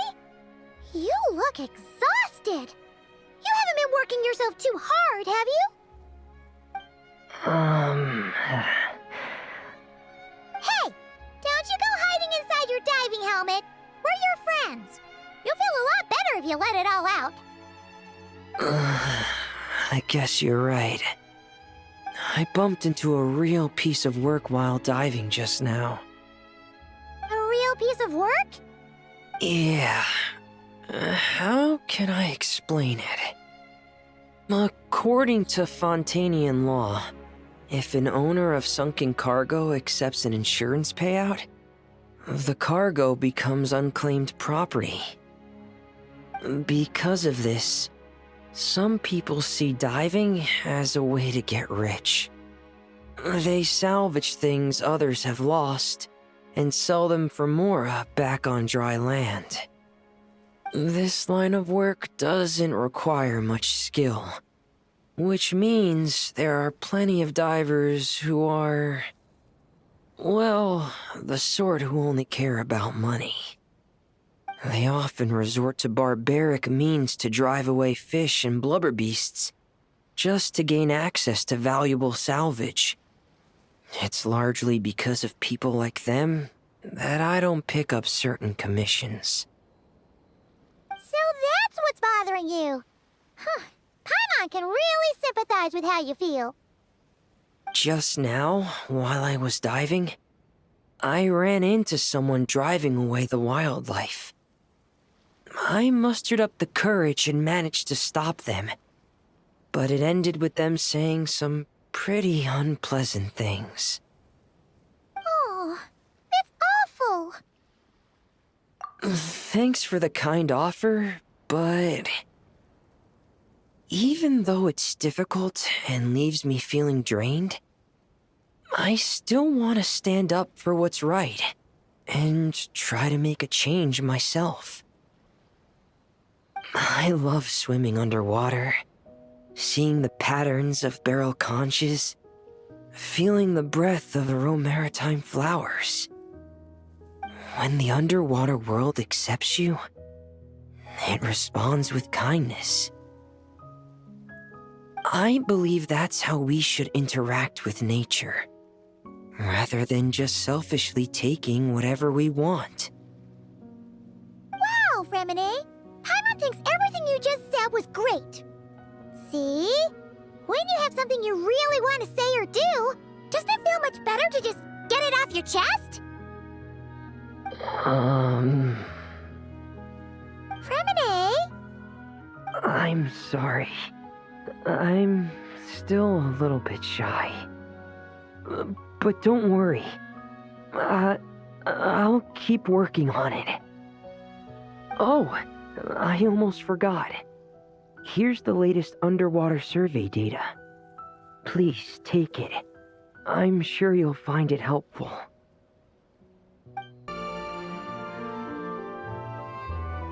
Oh, fantastic. That's pretty much all of the major junk retrieved. I'm sorry you've had to work so hard, you two. Oh, don't feel like you have to apologize, Fréminet. The way Paimon sees it, we haven't been working. We've been fishing up goodies. Thank you. I've had such a happy and fulfilling time. You're welcome. Besides, it was a team effort. And Paimon thinks you've made some real progress. You've been a great help both underwater and on land. Oh, all right. I'm sorry. Besides, thank you. I really don't know what else to say at times like these. Maybe I still need a little more practice? Take your time. There's no hurry. Just keep working on it at your own pace. All right, it's a deal. Now that the cleanup's over, I was planning on going back underwater to spend some time alone.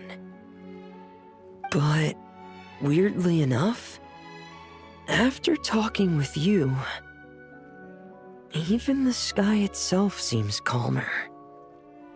I just wanted to share this feeling with you. Anyway, I'd best head back and meet up with Linny and the others. I'll leave the rest of the underwater survey data with you. I hope you find what you're looking for.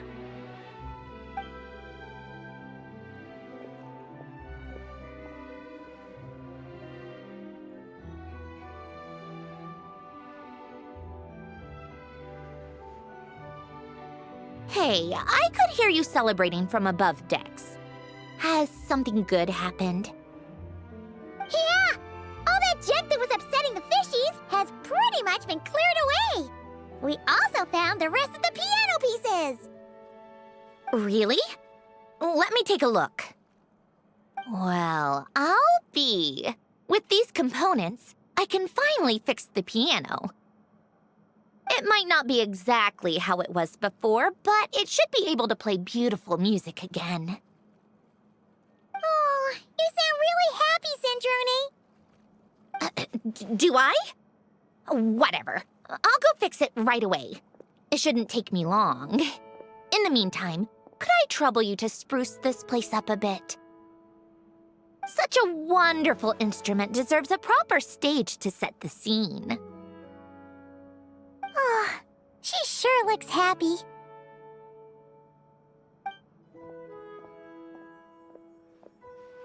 Whoa!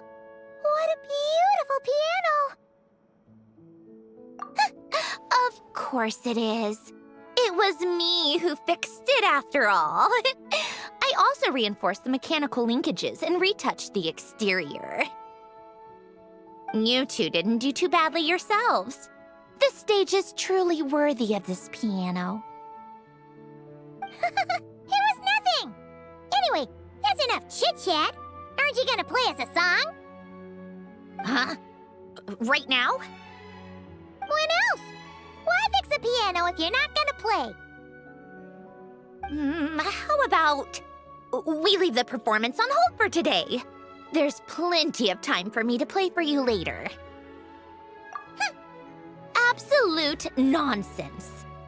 I just want to sit with it quietly for a while and reminisce about the past. And don't think a few cheap taunts are gonna get me to play.